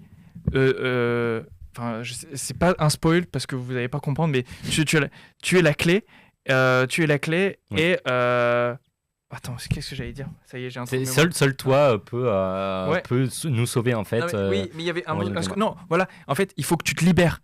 Ce qui te hante, il faut que tu l'acceptes. Ce qui est au fond de ta pensée, Oui. ce que tu refutes, accepte-le. Et ce sera la clé de ta libération. Il le dit. Et c'est la libération de tout le monde, pas que d'elle. Oui. Donc ça veut Tout dire, à fait, en fait, pouvoir assumer ses désirs, pouvoir, en fait, assumer sa bestialité interne qui est contenue, surtout à cette époque et encore maintenant, eh bien, c'est une façon de se libérer de toute cette frustration qui peut être liée au désir. Et donc, pour moi, c'est plus cette représentation-là, plutôt que de l'amour. Voilà. Oui, je te suis là-dessus. Voilà. Ça a Bon, l'air après, assez pertinent, c'est mon avis personnel. Il y a Louis, Très je intéressant. sais pas si tu voulais. Je suis ébahi par ton discours, moi, c'est génial. Il y a Je vais rougir. une autre métaphore à laquelle je n'avais, je vais être honnête avec vous, pas du tout pensé quand j'ai eu les films, et je l'ai retrouvée à de nombreuses reprises, étonnamment. Donc je me permets de la dire. J'ai trouvé une lecture commune qui disait que c'était une métaphore du Covid. Ce film en tout cas avec la peste. Et alors on va en revenir en détail. Attendez, faut y aller, ça, celle-ci. Ça, faut être un mais sacré je l'ai revu, je l'ai vu à plusieurs reprises. Écoutons. Donc, écoutons. écoutons Ok. Clarisse Allez. Lougri, dans The Independent. Attendez, parce qu'il y a un lien, figurez-vous, avec le Murnau, enfin le Nosferatu de Murnau. La maladie est une peur omniprésente et le Nosferatu d'Eggers a mis 10 ans à se réaliser. Et pourtant, aujourd'hui, à l'ombre d'une pandémie, ces sensations sont plus vives que jamais. Le film de Murnau, après tout, est sorti peu de temps après la fin de la grippe espagnole, enfin de l'épidémie de la grippe espagnole. On a Matt Singer dans Screen Crush, donc c'est vrai qu'il y avait un peu un parallèle comme ça qui a été fait. Matt Singer dans Screen Crush. Eggers trouve des résonances contemporaines dans l'histoire d'une société assiégée par une monstrueuse épidémie. Des essaims de rats suivent Orlok de Skarsgård partout où il va, apportant avec eux une véritable pandémie de maladies et de décadence. On a l'impression, bon après c'est surtout le passage par rapport au fait que quand Nosferatu, en fait, je vous explique, arrive dans la ville, si jamais vous n'avez pas vu le film, il y a un très grand nombre de rats qui se déploient dans la ville. Petite anecdote, William Dafoe a joué une scène avec plus de 2000 rats, des vrais rats vivants, dans le film. Et en fait, il amène donc la peste. Nosferatu représente représente la maladie en elle-même, l'épidémie. Et il y a un parallèle qui a été fait. On dit que voilà, puisque les grippes espagnoles avait été lue comme une lecture aussi au moment de la sortie de Nosferatu de 1922.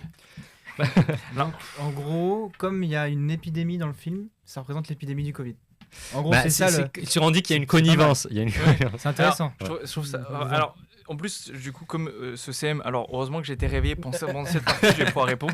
Alors, ça parlait du fait que à cette époque-là, il y avait, je sais plus c'est quelle maladie sexuellement transmissible qui avait été. Ah oui, découverte. aussi. Non mais pardon, ça me fait penser, mais au moment de la sortie du film d'Herzog, c'était. Non, j'ai dit des conneries. Non, c'était Murnau, celui dont je parle. Oui, non, c'est que il y avait en gros, et je ne sais plus laquelle, mais c'est pour ça que c'est des souvenirs un peu lointains, mais sur le fait que en gros, il y avait tout un focus sur les maladies sexuellement transmissibles, une spécifiquement. Alors je ne sais plus laquelle du tout. C'est une analyse, c'est pas, c'est une analyse parmi tant. Oui. Mais en gros, qui disait que du coup, l'œuvre source du coup était liée du coup à la maladie. Donc c'est vrai que c'est pas faux, mais bon, dire que c'est lié à une épidémie particulière, dire que c'est une référence Une au Covid, lecture, ouais. ça pourrait Bon, être... c'est un peu tiré par les cheveux. Ça pourrait selon être toi. la grippe aviaire, Oui. pendant qu'on y est. Il y a un personnage pour- qui s'est cassé la jambe, c'est Ouais. une référence à Cissé. Voilà, Djibril Cissé. Voilà. Voilà. Bravo. Bien joué, clin En fait, d'œil. moi, je trouve que c'est là, on a le classique cas de figure de la personne, d'une personne qui se dit, putain, et j'y pense, c'était il y a comme il y a 4 ans le Covid. Hein.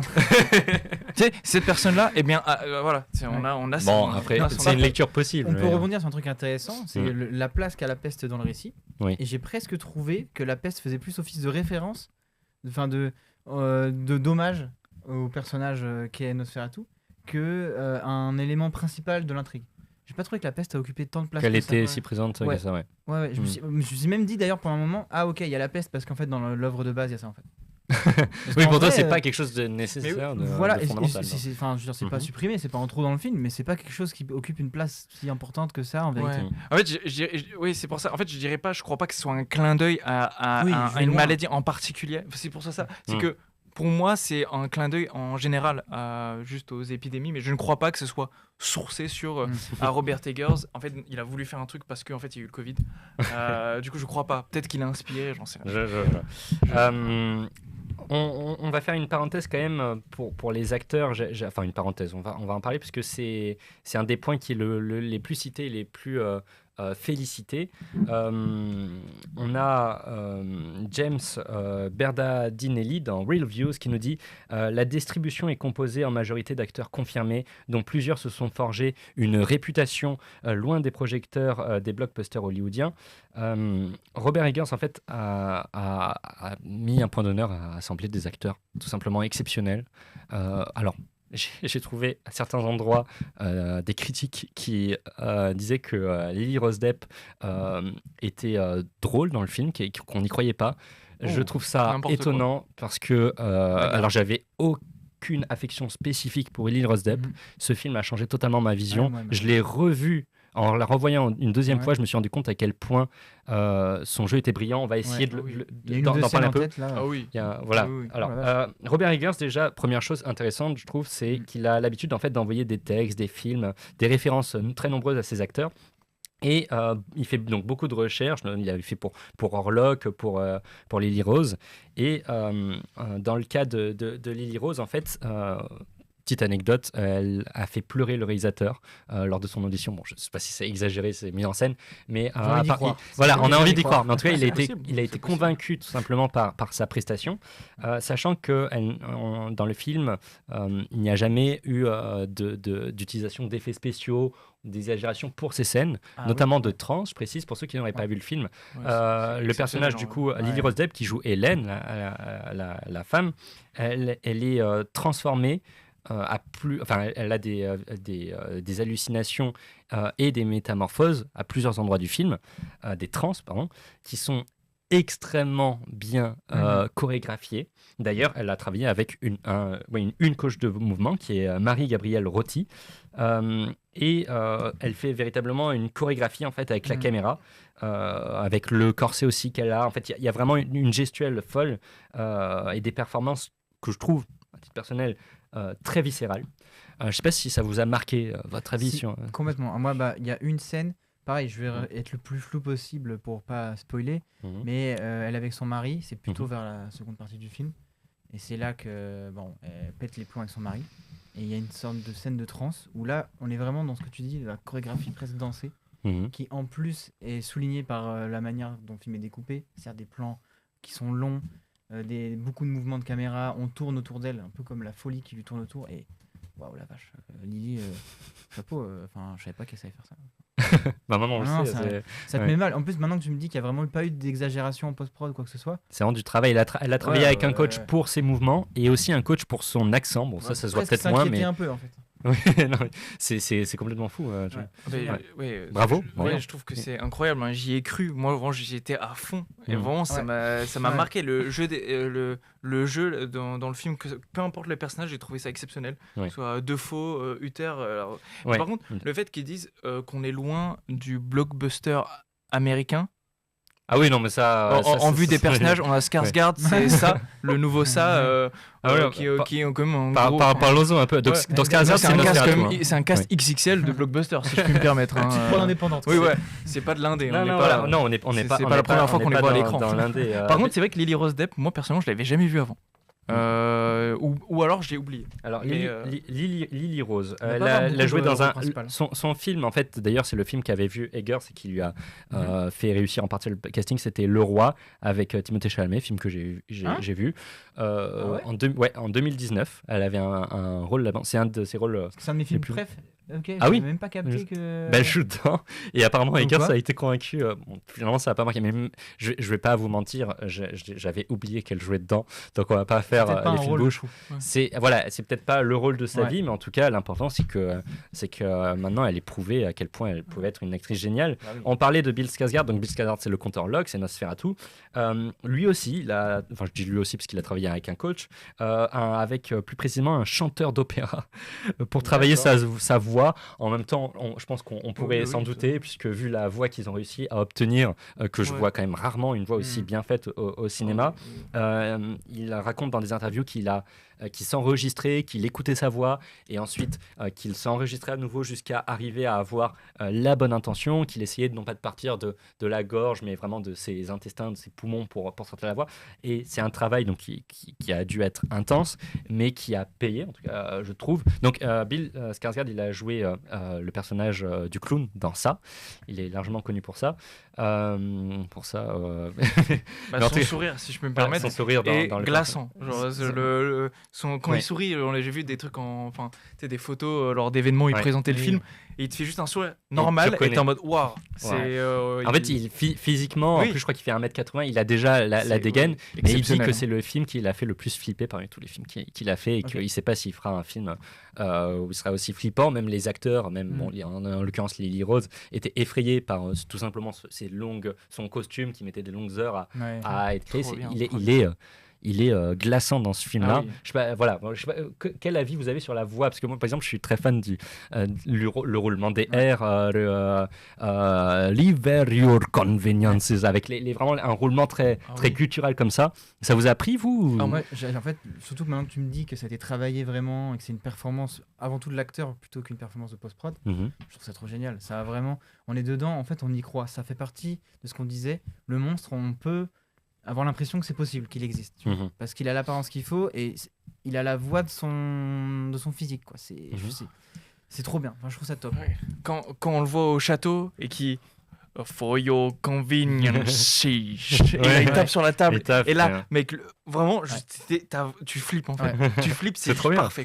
C'est parfait. Tu peux pas. Je suis assez d'accord. Et d'un autre côté, on a un acteur que, en général, tout le monde l'aime. En tout cas, j'imagine ici qu'on est très fan, c'est William Dafoe. William Dafoe, le légendaire, j'ai regardé, il a 70 ans déjà.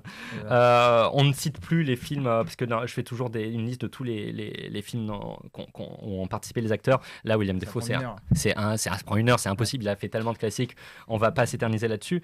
Et étonnant, William Dafoe a fait 3 films avec Eggers sur ces 4. William Eggers dit qu'il est une des personnes les plus chanceuses au monde, tout simplement parce que William aime tourner avec lui. C'est même pas qu'il accepte, c'est qu'il aime tourner avec lui. Figurez-vous, j'ai regardé ça, très étonnant.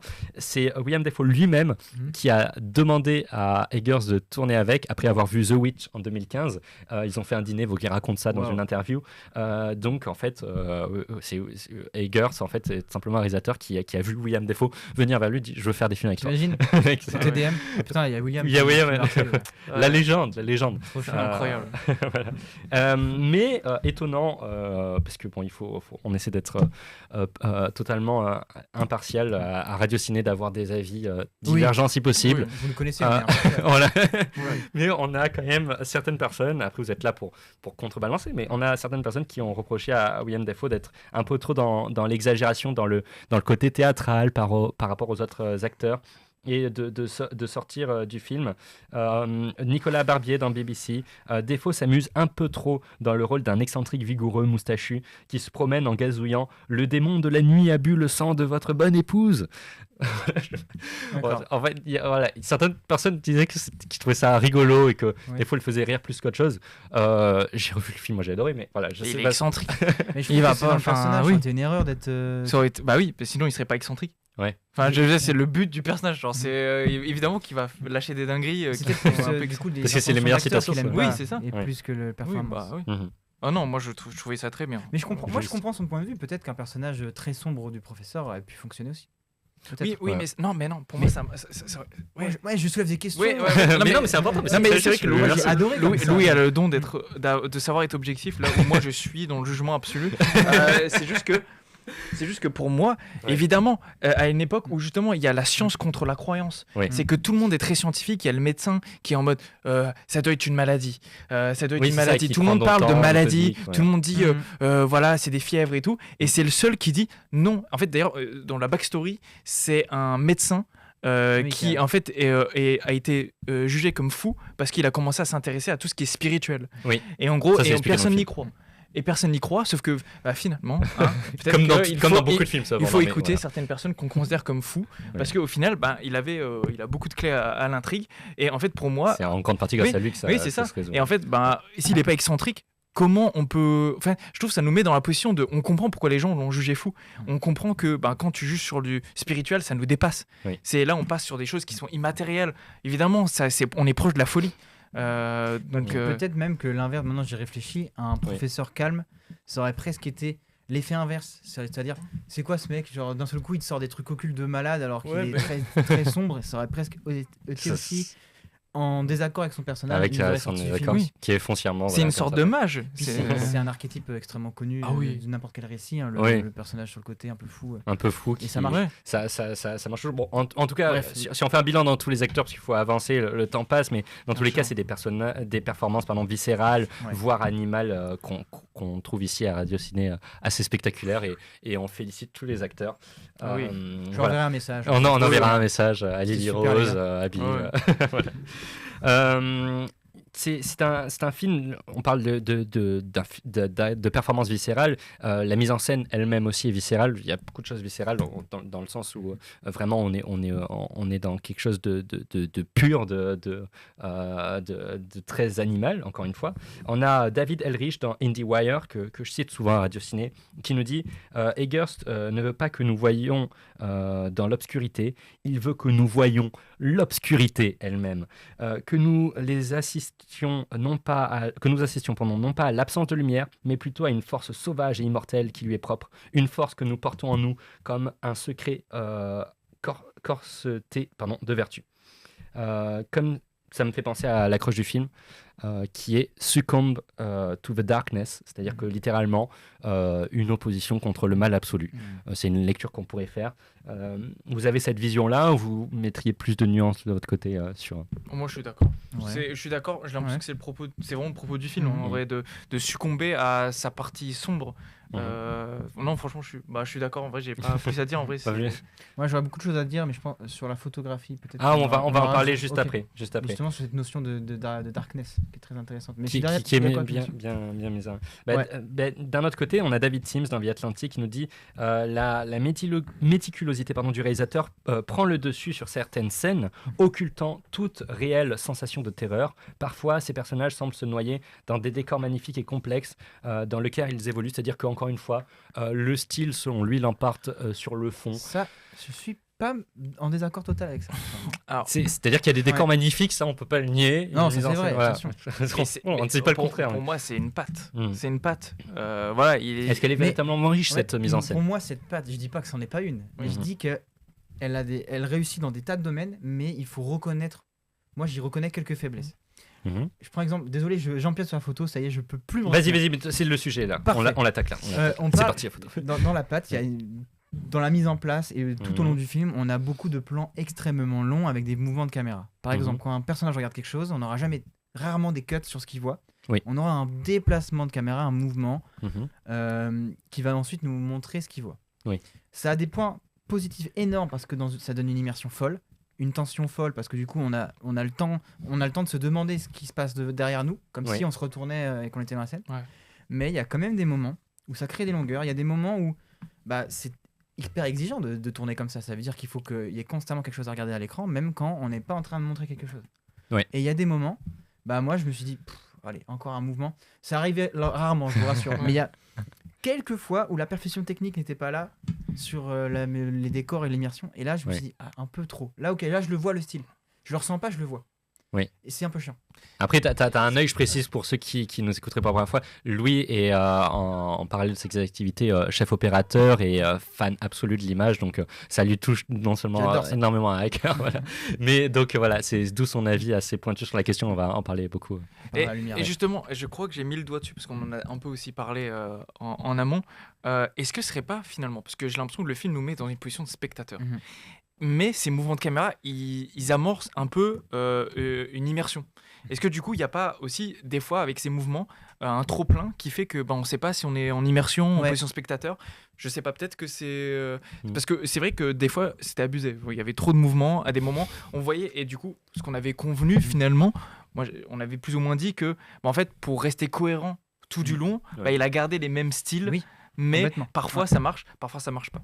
Voilà. Ça marche beaucoup plus souvent que ça ne marche pas. Attention, moi j'ai apprécié, mais j'y reconnais les limites de ce style. Les limites on montre tellement de choses que parfois on s'en passerait. Moi je trouve aussi que c'est important, dans la terreur, ce qui est important c'est d'être privé de certaines choses. Et le fait d'avoir des scènes où on navigue dans le décor, en effet, ça perd les persos, mais il y a aussi le côté... c'est un décor. Enfin, j'ai l'impression d'avoir trop de repères, tu vois. Je vois où il va. Je précise simplement, parce qu'on l'a même pas cité, c'est important. Le directeur de la photographie qui est Jarin Blaschke. Qui est donc un directeur de la photo américain. C'est-à-dire que, pour ceux qui ne connaîtraient pas, excusez-moi, c'est directeur de la photo ou chef opérateur, c'est la personne qui fait l'image du film, entre guillemets. Et il est connu surtout en fait pour son travail tout simplement avec Robert Eggers, le réalisateur de Nosferatu. Si on cite les films les plus connus, en fait c'est les mêmes que ceux de Robert Eggers, c'est The Witch, The Lighthouse, The Northman et Nosferatu. Il a aussi fait un film avec Shyamalan en 2023 qui est Knock at the Cabin. Voilà pour Jarin. Donc simplement c'était pour préciser quand même, il faut toujours citer les personnes dont on parle. On a dans The Independent Clarisse Lougret qui a un avis assez intéressant sur justement cette question sur la photographie, c'est-à-dire sur l'image. La photographie de Jarin Blaschke, excuse-moi si j'écorche, forge une bataille visuelle entre l'extase romantique et religieuse du peintre du 19e siècle Caspar David Friedrich, très célèbre peintre romantique, et un look austère, occultiste et presque monochrome qui évoque de son côté, donc il y a un peu une opposition, le film original de Murnau. Là, du coup, Clarisse est en train de nous dire que le directeur de la photo s'est inspiré d'un côté du romantisme, surtout au niveau de la peinture, enfin des inspirations picturales, qui est d'ailleurs le courant prédominant dans le récit au 19e siècle. Et d'un autre côté, bien sûr, le film de Murnau avec un côté plus sombre. Est-ce que tu as vu ce parallélisme? Est-ce que tu peux nous en parler un peu, Louis? Je l'ai vu, oui. Enfin, on le sent de toute façon, même dans la mise en scène principalement. Je trouve pas que l'image, elle soit... Enfin, oui, elle fonctionne en fait. Oui. En fait, là, je suis même à court d'arguments. Non, il n'y a pas de souci. Enfin, j'aimerais rebondir sur... Moi, c'est pas forcément le romantisme, mais c'est un peu lié, c'est l'expressionnisme. Alors, plus du côté de Murnau. Oui. Ok. Je dirais que dans la version dont on parle d'Egger, j'ai toujours peur d'écorcher, il en manque un petit peu de ça. On a été timide là-dessus. Sur l'expressionnisme, c'est ok. Parce que justement, en général, on a tendance à dire l'inverse. J'ai trouvé, et en fait, moi, je trouve pas ça forcément négatif, parce qu'au contraire, je trouve que ça permet d'être moins élitiste, parce que l'expressionnisme, il y a vraiment, sans avoir une culture de l'image, il est parfois difficile d'avoir la lecture de ce qu'on voit. Mais là, j'ai trouvé que c'était presque un petit peu trop timide, un petit peu trop lissé. On a parfois, là, je prends l'exemple qui me vient en tête. J'aime bien voir ce style dans des larges. J'aime bien voir comment est-ce qu'on est composé, comment est-ce que le large nous offre une lecture. Je trouve que le peu qu'il y a dans ce film est très bien réussi, mais il y en a trop peu. Il y a trop peu de moments, on voit les manoirs, on voit le château, etc. Mais c'est à peu près tout. Les personnages, on les situe assez rarement dans du large. On a aussi une lumière qui est monotone. Ça, je l'assume. Mais là, bleu ou rouge. Alors, ce serait même pas ça. Ça Ouais. souffre du. Mais ça, c'est en ce moment, depuis 3-4 ans, il n'y a que ça. Ouais. Tout est diffusé. Tout est en studio, tout lisse, tout. Trop flatteur. propre. Putain, faites-nous la lumière dure, tu vois. Ouais. Surtout l'expressionnisme, il nous faut des rayons de soleil qui découpent, tu vois. Ou des Ok. rayons de lune qui découpent la. Faut pas avoir peur de ça. Oui, tu parles en fait dans les ombres, c'est ça pour les spectateurs qui pardon. pour le vocabulaire un peu précis. Lumière c'est que- dure, c'est que en gros, lumière diffusée, lumière dure, c'est qu'une Oui. lumière dure, ça va être une séparation nette entre ce qui est éclairé et sombre, Oui. comme le soleil à midi. Oui. Et lumière diffusée, c'est ce que tu vois dans ta maison, tout Ok. doux, tout flatteur, ou quand il y a des nuages blancs. Par exemple. Voilà. Et là, il y avait un côté où l'image était timide parce qu'elle utilisait toujours la même chose diffusée très douce. Mhm. Et en gros, les armes, c'était lumière diffusée et privation d'informations. Mhm. En gros, quand la mise en scène est appuyée par on voit pas. Et je trouve que on peut aller plus loin. Tu vois. On peut Tu bon, vois. c'est du Et détail, l'image, mais et ouais. du coup, l'image a Ouais. surtout fait des choix de qu'est-ce qu'on voit pas. Oui. Ce qui est intéressant, mais peut-être il y avait un peu plus à exprimer, surtout si on part de cet héritage de l'expressionnisme, du romantisme qui est infini. Et Oui, il y a beaucoup de choses à n'oublions dire. pas aussi, mais- l'expressionnisme, c'est en image pure, c'est Mm. vraiment le fait de réussir à matérialiser des combats, des métaphores, des idées par l'image. Oui. Et qu'on va avoir une particulier la image qui lumière, raconte non, autant ouais. que ton film. Ouais. Et là, je trouve que les images, elles ont été un peu timides là-dessus. Mhm. Elles sont superbes, franchement, je suis extrêmement humble, j'aurais jamais fait la moitié. Mais j'aurais trop kiffé qu'ils aillent plus loin parce qu'ils ont l'air d'être très doués, ces gens-là. Tu vois. Ouais. Voilà. Alors, Non, ceux je- qui sont doués. J'étais ça, très c'est- erratique c'est- dans mes expressions. Non, mais, super non, mais vues, c'est etc. bien. Un petit détail intéressant, c'est que pour obtenir l'aspect, par exemple, lunaire des scènes nocturnes, l'équipe a filmé des scènes de jour. Mhm. Tu peux nous en dire un mot peut-être En mode la nuit américaine. comment ça fonctionne J'imagine du coup que c'est la nuit américaine, bah, effectivement. Écoute, je ne savais pas, mais c'est très réussi. En fait, Ouais. pour plein de raisons, quand tu tournes un film, c'est Mhm. parfois compliqué de tourner en pleine nuit. Mhm. Et du coup, tu fais ça le jour. Et du coup, l'enjeu, c'est de. Enfin, une fois qu'on tourne le jour, on baisse en post-production la luminosité pour donner l'impression, l'or bleu, etc. Avec des Ouais. procédés un peu secrets. Mais l'enjeu, c'est de faire correspondre les lumières. C'est qu'on ait l'impression qu'il y a vraiment la lune qui éclaire. Et c'est ça le plus difficile. C'est pour ça, quand tu es étudiant et que tu fais une nuit américaine, c'est-à-dire la technique de filmer de jour pour faire. Pour de nuit, ensuite changer la nuit.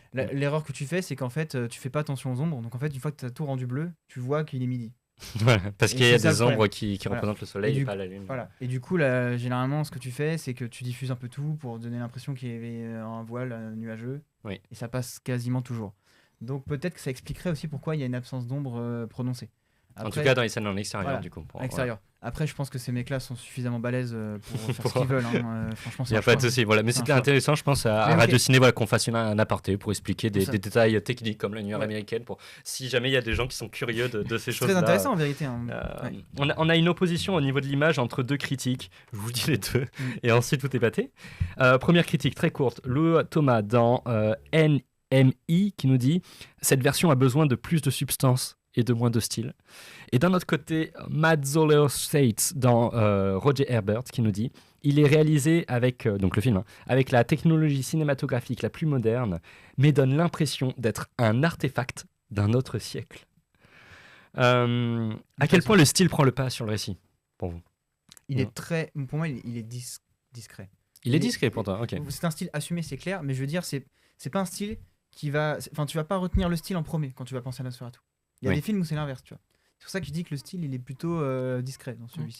Pour moi, il gêne pas la narration. C'est Ah plus non, dans il la ce- serre avec- Mhm. Et en fait, il vient pas prendre le pas Mm. sur attends, le style Mhm. va prendre le pas sur la compréhension de l'histoire. Oui. C'est ça que je dirais. Donc moi, je serais plutôt d'accord avec bon, la deuxième critique. Bon, la première, je la comprends pas parce que c'est quoi, c'est moins de substance, plus. Il n'y a, non, il y a quoi pas assez de substance. Pas et assez qu'en de- gros, trop de tout est- style, tout est sur le pas de style. substance. Tout c'est sur le style. Bon, putain, je trouve que c'est un peu superficiel comme avis, disons, parce Ouais. que c'est en mode ouais, c'est creux, mais en fait, c'est pas vraiment creux. Du coup, si on creuse, mais du coup, faut y aller, Mhm. quoi.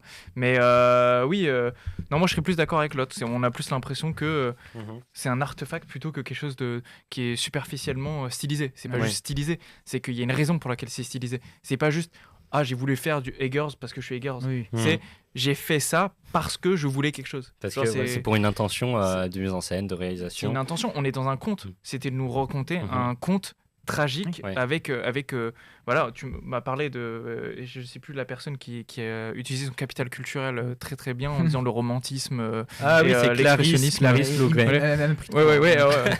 Et bah voilà, moi je trouve que ça a été invoqué pour des raisons qui sont, on a même dit Eggers est quelqu'un qui a fait beaucoup de recherches, donc Ouais. je ne crois pas que ça soit du style superficiel en tout cas. Voilà, il Quand le le fait, style parvient à te donner une sensation, il peut par essence, il fonctionne. C'est le C'est but ça. du style. C'est ça. On fait pas un film pour être stylé. On donne un style à un film pour que le film il te fasse ressentir quelque chose. Faut pas En tout réfléchir cas, à l'envers. c'est le but premier, C'est quoi. le but, C'est l'ambition Et du coup, originale. n'importe quel style, même Ouais. s'il est réussi, si on retient le style de ton film avant ton film. Ouais. Bon, après, c'est très engagé ce que je dis. Pour moi, je prendrais ça comme une défaite. Je préfère qu'on retienne Ah, mais le film je d'avant. suis totalement d'accord. Oui, Là, c'est- pour le coup, voilà, je Ouais. pense qu'on va pas C'est offenser pas quelqu'un, une voilà. démonstration C'est- technique. Voilà, on dit pas qu'il y a que le style. S'il n'avait pas mis son style, pourquoi on serait allé voir le film? Oui. En vrai. Bah oui, on a vu le film parce qu'on voulait voir une adaptation. On Oui. voulait pas juste voir un film créé par IA. Tu vois, ça, je veux dire, L'histoire de ça- Nosferatu sur YouTube ouais, avec des images. Prompt Nosferatu, enlever tout style, Trop de style. mettons la Mais c'est vrai substance que comme, c'est étonnant, ce qu'il dit. cette volonté de beaucoup de critiques de pas apprécier quand il y a trop de style. Ou au contraire, les mecs, comme elle ils- reproche, il y a du style. voilà, Ils c'est- encensent le Nosferatu 1920. Oui. À côté, tu vois, c'est n'importe quoi. Ah oui, alors là, oui, on. Là, par contre, le Nosferatu 1900. Ouais, voilà, le c'est style, il est bon. Alors, mais bon, bref, allez. Bon, en tout cas, c'est un tournage au grand moyen. Robert Eggers, on l'a dit 50 plein de fois, millions, t'as dit, c'est ça oui, 50 millions. Robert Eggers s'est donné corps et âme pour le réaliser. Les amis, le temps passe très très vite et il va être temps de passer à la dernière partie de l'émission. Déjà, rappelez-vous que très bientôt, il va y avoir le quiz. Mais avant, j'aimerais que l'on fasse un bilan de nos réflexions parce qu'on est entré on est allé vers plein de détails, on a parlé de beaucoup de choses. On va essayer, si vous le voulez bien, de recentrer. Ce que je vous propose, c'est tout simplement de vous citer 2-3 critiques. Et vous me dites si vous pensez que ça résume bien ou pas tout ce qu'on a dit jusqu'ici. C'est génial. Ok. Alors, première critique, Bill Goodkrong dans Arizona Republic, qui nous dit « Même lorsqu'il est le plus dégoûtant, le film est captivant. Ce n'est pas que l'on ne puisse pas détourner le regard, c'est qu'on a envie de regarder et de regarder encore. C'est l'attrait du vampire. Et c'est l'attrait de Nosferatu, le meilleur film d'Eggers, du moins jusqu'à présent. » Êtes-vous d'accord avec cet avis? Est-ce que c'est vraiment le meilleur film Allez, d'Eggers? oui, Ok. Bill. Je vais dire que je suis ton côté, Bill. Monsieur Arizona. Moi, la première partie de la critique, je suis assez d'accord. De Mhm. toute façon, bon, c'est Captivant, contre, voilà. captivant, Ouais. même quand c'est dégoûtant à envie de regarder. Oui. C'est vrai. Après, meilleur film, bon, la notion de meilleur, Bah, on peut, voilà, c'est difficile. C'est un difficile débat, de- c'est de- subjectif. Disons, celle qui peut-être a le plus de potentiel grand public. Ah, ça, je c'est suis vrai. d'accord. C'est d'accord. pour ça que je dirais peut-être c'est le Totalement. mieux, plus abouti parce que le but d'un film, C'est quand même c'est de en plaire fait à de trouver son public. Voilà. Ouais, n'oublions pas que c'est un film Mm. avec une structure scénaristique assez conventionnelle. Oui. Bon, ça part parce que c'est une adaptation. Forcément, ça. ils ne pouvaient pas non plus réinventer l'eau chaude. Oui. Mais moi, j'aime bien d'ailleurs ça. Mais du coup, c'est peut-être le meilleur film d'introduction à ce réalisateur. À ce réalisateur. Et même à ce exactement. courant-là, d'un peu Oui, élitiste. ouais. comme ça. exactement. Et oui, totalement, C'est pour pour ça. découvrir le Nosferatu, Une pour super porte découvrir l'histoire d'entrée, de Dracula, mais c'est exceptionnel, c'est vraiment Mm. très bien. Bon, en tout cas, c'est notre avis Oui. de l'émission. Chacun, Qui est bien le sûr, bon. Mm. non, mais chacun est libre d'avoir son avis, bien sûr. Il y a, Oui. bien entendu. C'est vrai. James Berardinelli dans Real Views qui nous dit bien que Nosferatu soit peut-être trop hypnotique et maussade pour plaire à la plupart des jeunes fans des films d'horreur, il contient suffisamment d'exemples de violence viscérale pour susciter le choc et la répulsion. Avec ses images saisissantes, son atmosphère omniprésente et son sentiment incessant de terreur, Nosferatu laisse une impression dont il s'avère difficile de se défaire. Il reprend le fait que peut-être les fans de jeunes films d'horreur, ou les jeunes femmes de films d'horreur, auraient du mal, mais que c'est saisissant et que c'est marquant. Un film dont on va se souvenir, pour vous? Moi, je dirais que, ouais. Je le classerais dans mon top très personnel de référence de films à sensation et films d'horreur. Film de genre, ok, Ouais, tu sais, film de voilà. genre. En tout cas, film de vampire, Film voilà. d'horreur, c'est vrai. non, je pense pas en fait. Bon, il y a énormément de Mais disons, en classiques. fait, voilà. il coche toutes les cases. Oui. Il est dégueu, il fait peur. Il y a des moments de vraie épouvante, de surprise. Oui. Et il y a une horreur un peu psychologique, etc. Il coche un peu tout et il se débrouille bien partout. Oui. Donc à la fin, tu ressors avec une sensation assez forte. Le Nosferatu, tu l'oublies pas. Ok. à mon avis. Ah oui, pour moi, moi je suis aussi d'accord avec James de ce fait, parce que évidemment, ça ne va pas plaire aux gens qui voulaient faire un train fantôme. Ah, c'est certain, bah oui, il n'y a pas de fantôme, voilà, il y a l'attraction un peu. Voilà, mais propre à eux d'aller voir d'autres films. Mais c'est vrai que pour moi, tout de même, je crois que ces personnes-là, même qui préfèrent du sensationnel, auront leur compte. Honnêtement, parce que ça reste quand même un film où il y a de la sensation, où il y a de l'action. Donc, pour moi, il y a un peu de tout. Et comme on l'a dit juste avant, c'est celui le plus accessible. Et donc, je crois honnêtement que tout le monde en aura pour son argent. Et peut-être c'est que certaines personnes seront frustrées. Mais à ce moment-là, c'est juste qu'en général, le cinéma en général ne leur plaît pas tant que ça, en vérité. Puis, un film qui te plaît à toute la Terre, Oui, c'est pas possible. Ok. Et alors pour conclure sur cet héritage de Nosferatu, je vais vous dire deux critiques en une, puisqu'elles sont liées en fait directement. La première, c'est Liz Shannon Miller dans Consequence, qui nous dit « Il s'agit certainement d'une version plus explicitement sexy de Nosferatu que celle du film allemand original, sorti déjà il y a 102 ans. Cependant, il suit par ailleurs son matériel source, ainsi que les chemins tracés par d'autres adaptations, si fidèlement que ces éléments les plus originaux semblent noyés par le familier. C'est peut-être l'adaptation de Dracula la mieux réalisée depuis longtemps, mais elle ne semble jamais essentielle. Il y a beaucoup de se reproches jusqu'ici. Qu'elle n'est pas essentielle qu'en gros, elle n'apporte pas énormément à l'histoire. C'est malade. Mais sur quel aspect on peut lire l'article en entier. C'est pour ça que je voulais terminer par une autre critique de William Bibiani, qui lui qui est un peu dans l'autre côté, dans The Rap, qui nous dit c'est un rêve fiévreux, Nosferatu, sombre et magnifique, et bien que l'original soit la version qui restera à jamais gravée dans notre subconscient, le film d'Eggers se profile juste derrière, renforçant son héritage et ajoutant quelques détails terrifiants qui lui sont propres. Voilà, c'est simplement pour avoir les deux avis. Mais je crois que je suis d'accord avec les deux, à part le caractère essentiel, parce que pour moi, en fait, l'art, peu importe, enfin, je veux dire, il est essentiel. Oui. C'est qu'en fait, on a des choses à apprendre, que ça soit, par exemple, justement, par cette modernité de la place d'Hélène dans le récit.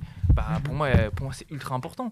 Je trouve que le côté, oui, c'est pas essentiel.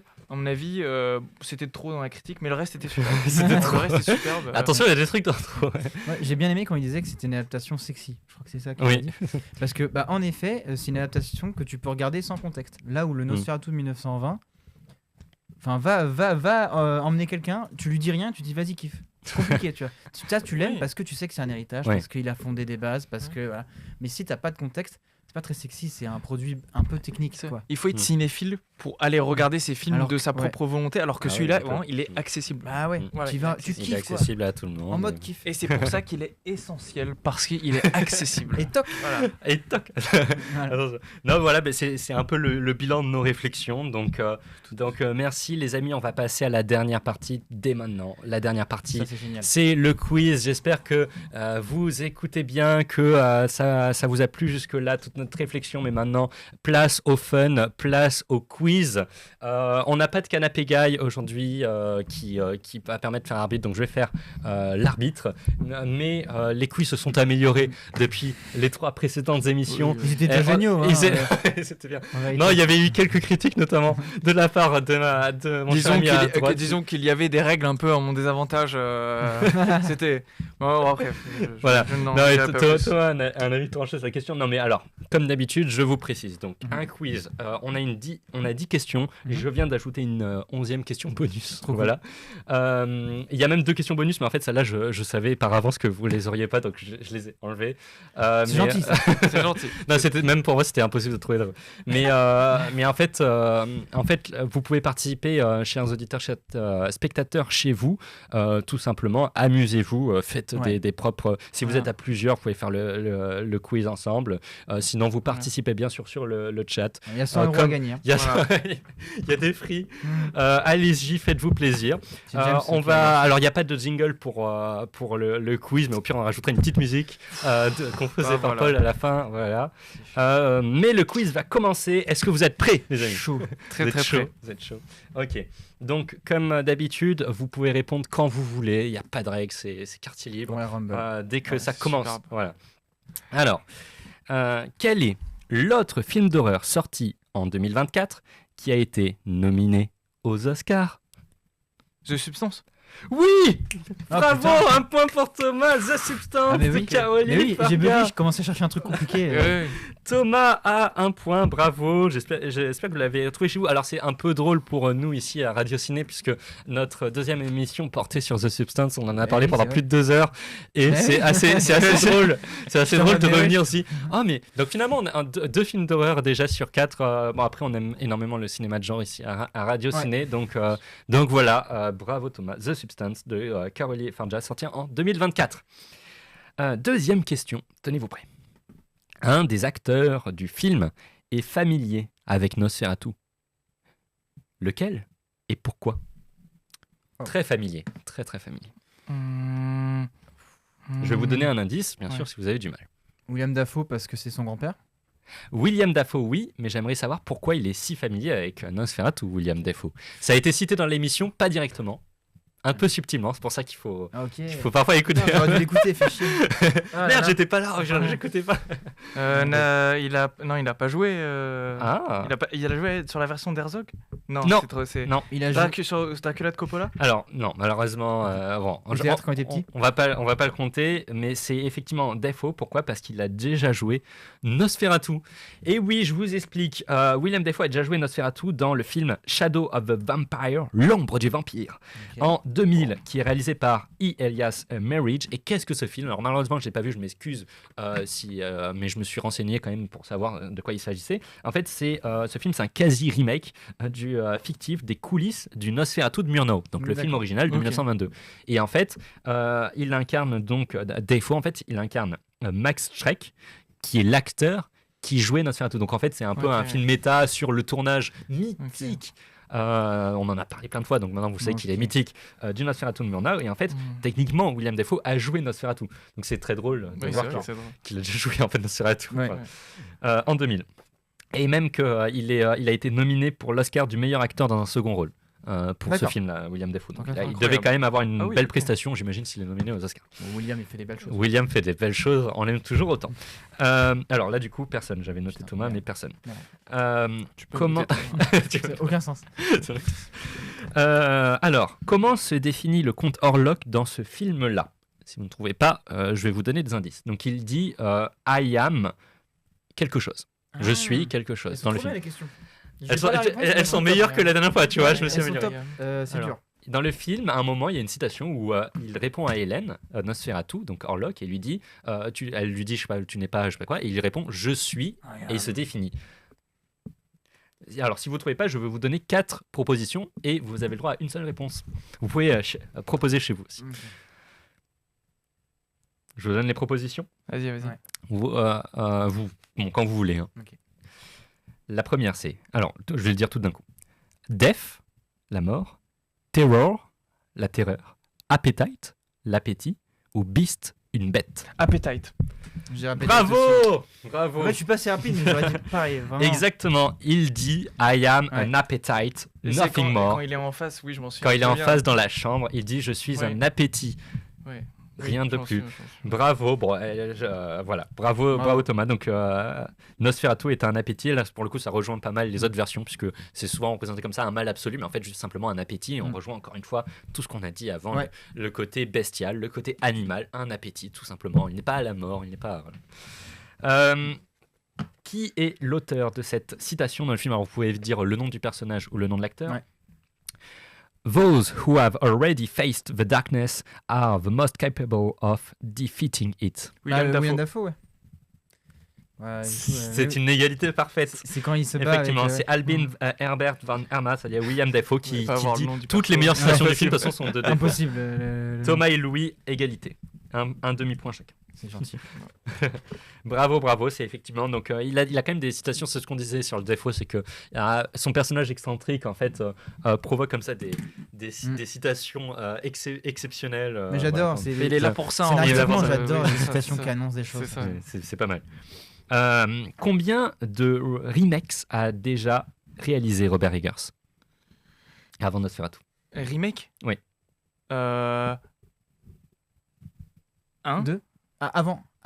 Oui. Avant, Il dans est pas ces compté quatre déjà. Il compte pas Nosferatu. Je dirais Ah, une. un. The Witch. Personne n'a le point. Il n'avait jamais réalisé de Mais c'est ce que je me suis dit, j'ai cru que c'était un piège. En fait, je me suis dit, je suis peut-être con, il y en a moi aussi. forcément au moins un. Mais moi aussi, je me suis dit, il n'y a pas de remake. Les The Witch de 1954. En vrai, j'ai été pris par pression sociale. Non, mais Celle-là. c'est la pression sociale. Les mains dans le sac. Oh merde. Je me suis dit, Attends, merde, The Witch, Northman, Lighthouse et aucun. Je me n'est suis un dit peut-être remake. The Lighthouse parce que je sais qu'il avait fait. Il avait beaucoup de références. Et non, sur ça, et mais en non. fait, ce n'est pas du tout un remake, c'est le premier remake qu'il fait. Son cerveau malade. C'est bien ce que je pense. Il a tout inventé. Alors, Voilà. pour la deuxième partie des questions, pour l'instant, je rappelle, c'est Thomas qui mène Ouais. à 2 points. Alors, c'est génial. Ça change. Chaque fois, c'était Louis qui gagnait, Ouais. pour la petite anecdote. Voilà. J'aime bien Donc, qu'on la rappelle. cette qu'on la année. rappelle, c'est important. Ouais, quand même, la fierté. Maintenant, on a la deuxième partie des questions qui est très fun. Enfin, moi, j'aime bien. En vrai. Ah, c'est trop Ça me fait rire. C'est Guess the Movie. Ok. Alors, j'ai cherché sur Sens Critique. Enfin, en tout cas, pour Thomas, il me semble que vous les aviez pas tous vus, ces films-là. Mais ne vous en faites pas, c'est des films quand même relativement connus. L'idée est très simple. Chez vous aussi, vous pouvez participer. Je vais vous dire un synopsis court d'un film sur les vampires, bien sûr. Et vous devez trouver de quel film il C'est s'agit. c'est très très bien. C'est Ok. très très bien. Très cool. Premier synopsis, les amis, let's go. À San Francisco, dans les années 1990, Daniel Malloy, un jeune journaliste, réalise l'interview incroyable de Louis, un vampire vieux de 2 siècles. Interview d'un vampire. Avec un vampire. Entretien. Ouais, Ouais, c'est ça. moi je le compte à Thomas parce qu'il avait avant compris, c'est juste qu'il avait un bug. Il a pas réfléchi. Il a commencé à beugler. Pour être juste, Je crois qu'il a pas vu, en on plus. signe un demi-point chacun. Ok. Un demi-point, Ça me va. c'est bien, c'est bien. Moi, je suis juste, même quand je mène, contrairement à tous les autres invités. Que tous les autres qui Voilà. étaient fâchés. C'est très bien, cet entretien avec un vampire de Neil Jordan, sorti en 1994. Le nombre de Avec- fois où Tom m'en a parlé. Oui, tu l'as pas voilà. vu, on est d'accord. Mais, Non, je l'ai pas mais vu. c'est un très très bon Je sais, film. et on me l'a beaucoup Il y a conseillé. Brad Pitt et quand même Tom Cruise, rien que ça, Ouais, en ouais, duo. Je veux dire, c'est. ok. Est-ce qu'on peut faire mieux en fait? C'est ok. C'est ok. Deuxième, les amis, deuxième synopsis. 2 criminels prennent une famille en otage près de la frontière mexicaine. Ils se rendent dans un bar pour attendre l'arrivée de leur contact. Ouais. Il y a des serpents dans ce film. Il y a- Histoire d'un vampire. Non. Vampire Diaries. Il n'y a pas vampire dedans. Il n'y a pas Monsieur vampire. vampire. C'est un film de Robert Breaking Bad Robert Rodriguez. Ok. Robert vampire. Il y a Tarantino qui joue dans ce film. Et Harvey Keitel, si je me rappelle bien. Ok, non. Bon. Vous ne Je l'avez sèche, pas je C'est un sèche. excellent film. Je Pardon, sais. vous l'avez pas vu, je pense. Quel est C'est ce Une film nuit en enfer, 1996, Robert Ok, Rodriguez. Pas du tout. Pas du tout. Franchement. L'autre, je sais pas si vous allez l'avoir. Il est un peu compliqué, mais bon. On est là pour jouer. Je m'en fous. Si vous l'avez, franchement, je vous tire mon chapeau parce que Ouais. c'est un peu plus compliqué. Une jeune fille déménage à Forks, petite ville pluvieuse dans l'État de Washington, pour vivre avec son père. Elle s'attend à ce que sa nouvelle vie soit aussi ennuyeuse que la ville elle-même. Or, au lycée, elle est terriblement intriguée par le comportement d'une étrange fratrie. 2 filles et 3 garçons. Mais- Vous l'avez pas? C'est Twilight. pas Twilight? C'est Twilight. Thomas l'a dit un peu avant, non? Oui, bah. J'allais dire après, Bella tombe follement amoureuse Ouais. de l'un d'entre eux, En Dorcas, fait, mais il je y a sais il y a eu le lycée de drôle. c'est forcément le En fait, teen. moi, en fait, au début, j'avais ça, mais comme t'as dit, c'était dur. Je me suis dit, bah, Non, attends, alors en fait, je l'ai ouais, fait c'est exprès dur. parce que je me suis dit, vous allez trouver Putain. en 2 secondes. Et, en fait, j'ai fait un peu, voilà, rien sur ça, mais c'était. Ah, par contre, je vois que techniquement, le point revient à Mayol. Ah, il a dit avant, Mayol. Hein. Il y a un bout de temps avec une nuit en enfer aussi. Ah, il avait une nuit en enfer. Bon, Un bon cinéphile, un peu- Mayol. Bah, concédons le point à Mayol. Concédons le point. Oh non, oui. Mais après, après c'était drôle. Je mets un demi-point pour Thomas. Un demi parce que il y avait Mayol à la fin. Et un demi à Mayol alors. Un demi à Mayol. Ok, Tatiana. Bon, ok, il y a trop de gens. On vous donne un demi-point. Partagez. Partagez-vous les points. Partagez-vous. 5 colocataires habitent à Wellington, en Nouvelle-Zélande. Durant les mois qui précèdent le bal de la mort, c'est un événement organisé tous les 13 ans, ils partagent face à la caméra leurs conditions de vampires et les problèmes sociaux que cela leur pose au XXIe siècle. Ils habitent à Wellington, en Nouvelle-Zélande. Vas-y, réponds. Attends. Oh, c'est relativement connu. J'ai pas, Ok, en fait, j'ai pas ouais. fait de film vraiment très peu connu. Bon, Oui. Nuit en enfer pour moi c'est un peu connu, mais Mais t'as raison, il faut en faire. Ouais. De toute façon. Non, je crois que je l'avais suis pas. très inculte. J'avais juste cité le film de Tom Dallem qui ressemble, mais Tu peux le dire? Attends. Ah non, C'est mais c'est inspiré de ça. c'est quoi Enfin, le nom partie. de celui de Tom? J'ai oublié. Il faudrait que Tom soit là. Ouais. Ah, Ils c'est mettent- une ils mettent toi, une Tom, mine. ouais. Exceptionnel film sur un crieur. C'est un film de Taika Waititi qui est très connu, avec Jermaine Clement. Ok. Taika Waititi? Oui, c'est un réalisateur C'est rigolo. néo-zélandais très connu. Je l'adore. Ouais. Je connaissais pas. Non. Je C'est sais son- pas alors, que je tu connais as- le film, C'est pas je me du trompe tout. Waititi. C'est Vampire en toute intimité, D'accord. 2015. Très bon film que je recommande. Voilà. Je l'ai pas- C'est un peu j'ai vraiment pas caméra été, cachée à la vie office. Voilà, si vous l'avez pas vu, Ok. c'est drôle. Donc pas de point pour celui-là. Un célèbre professeur et chasseur de monstres est envoyé en Transylvanie pour contrer le comte Dracula, qui venait mener à bien de sinistres projets. Van Helsing, un truc comme ça? Oui, c'est ça. Van Helsing. De 2004, Stephen Sommers. J'aime Ok. bien. Point pour Incroyable. oui. Je- Enfin, Enfin, un point, merci. un point. Alors la question, Putain. la question bonus, en fait, bon, je la pose quand même parce qu'en fait, je voulais en parler parce que ça me faisait rire, mais Ouais. en fait, Ouais, Robert Eggers avait un réel problème avec la neige dans ce film. Ça fait très étrange de le dire comme ça. Il avait un problème avec la neige. Attends, En on connaît fait, quelqu'un qui sait faire de la j'ai- très j'ai- bonne. Tom Tex, tu me Tom répares ça Tex, par Tom pitié. Tex. Ah, on a un ami qui est spécialiste de ça, en Ouais. tout cas des trucages, etc. Donc Bah ouais, voilà, ouais. il aurait son mot à le dire. Mais en fait, Ouais. jusqu'à présent, alors de ce que j'ai compris, jusqu'à présent, la neige en fait sur les tournages était utilisée par des énormes canons à neige, etc. Mhm. Ça a été interdit maintenant pour des problèmes écologiques. Et Robert, Tom Tex, peut-être. Ouais, alors là, et Robert Eggers a Tom essayé Tex, de attention. trouver une alternative, Ouais. et il a trouvé. C'est quoi son alternative? C'est génial. Quoi. C'est avec des aliments. Du coton? Non. la farine. La barbe à papa, du sucre? Barbe à papa? Non, c'est des aliments. Enfin, pardon, oui. La betterave. Non, c'est Tenté. Pardon, oui, c'est vrai. C'est tenté. et c'est inspiré, en fait c'est ça qui est drôle, c'est que c'est inspiré d'une technique qui sort tout droit des années 1940 et qui était très utilisée à l'époque, et voilà, du coup ça fait une neige très originale par rapport à tous les autres films qu'on veut voir. Bon, ça se voit pas parce que ça reste de la La neige, glace. c'est pas du des tout du glaçons? CGI, Du quoi. maïs. Non. Mais non, c'est con ça. Pas loin, pas loin. Pas loin du maïs, La tu vois. fibre de maïs, un truc comme ça, ouais. Bon, vous l'avez pas, hein. L'avoine. C'est l'orange. tout simplement Coca. c'est tout simplement Sprite. des flocons de pommes de terre congelés Ah. et utilisés. Et apparemment, il a utilisé, Robert Eggers, des tonnes et des tonnes de pommes de terre. Il dit lui-même en rigolant qu'il a utilisé toute la pomme de terre d'un pays où je fais. Bah nickel, comme ça, c'est plus écologique. Alors, Ouais. je sais pas à quel niveau c'est plus écologique. Mais Ouais, c'est- je alors, sais. c'est les flocons. Il me semble que c'est la Ah, peau, c'est quelque les chose comme ça. flocons, C'est ouais. pas le gâchage de nourriture. Mais en tout cas, voilà. Tom Tex nous a dit le sel n'était pas écologique. Aujourd'hui, c'est tout simplement merveilleux. Ok, est-ce que c'est le sel qui est utilisé aujourd'hui? Bon, bref, j'attends qu'il nous réponde dans les Ah, commentaires, ouais, c'est ouais. hyper intéressant. Et Mayol a dit la maïzena, mais c'était faux, bien évidemment. Mayol a encore perdu. Ah, mince. C'était- Voilà. C'était la pomme de terre. Voilà, je trouvais ça drôle de citer ça. Donc, pas de point pour celle-là. Alors, si on fait les comptes, c'est donc La première Thomas, victoire enfin pour Thomas. On peut l'applaudir grandement puisque c'est sa première et il fallait. On a même Julien de la régie ici présent qui applaudit Thomas. Merci, bravo. J'espère que le quiz vous a plu. Voilà, c'est donc la fin du jeu. Julien à la régie, tu peux lancer si tu veux la musique, si ça te va, la musique de fin. On vous met un peu en fond la musique. C'est une musique composée par Robin Carolan, le compositeur, voilà, qui avait déjà fait la musique de The Northman. J'aimerais remercier, alors j'ai beaucoup de personnes à remercier. Déjà, je remercie Rec en tout premier lieu. Comme vous voyez sur l'écran, vous voyez je sais pas où il doit être par là, le sigle de Rec, c'est la radio dans laquelle on enregistre l'émission en ce moment même. Donc merci Rec, merci Nathan, merci Bruce Pourny pour nous permettre d'enregistrer ici. J'aimerais remercier mes très chers chroniqueurs, Louis Viau, ici présent, chef opérateur, compétiteur, passionné de cinéma. Pas très fort en quiz, mais. Moins fort en quiz aujourd'hui. Merci Louis. Merci Thomas Ramsden, ici présent, réalisateur, passionné de cinéma également, et champion du quiz aujourd'hui. Merci les amis pour cette très belle émission. J'aimerais remercier également Cinéoeil, l'association Cinéoeil, dont le président est Vandril Letellier, qui soutient l'émission depuis le début.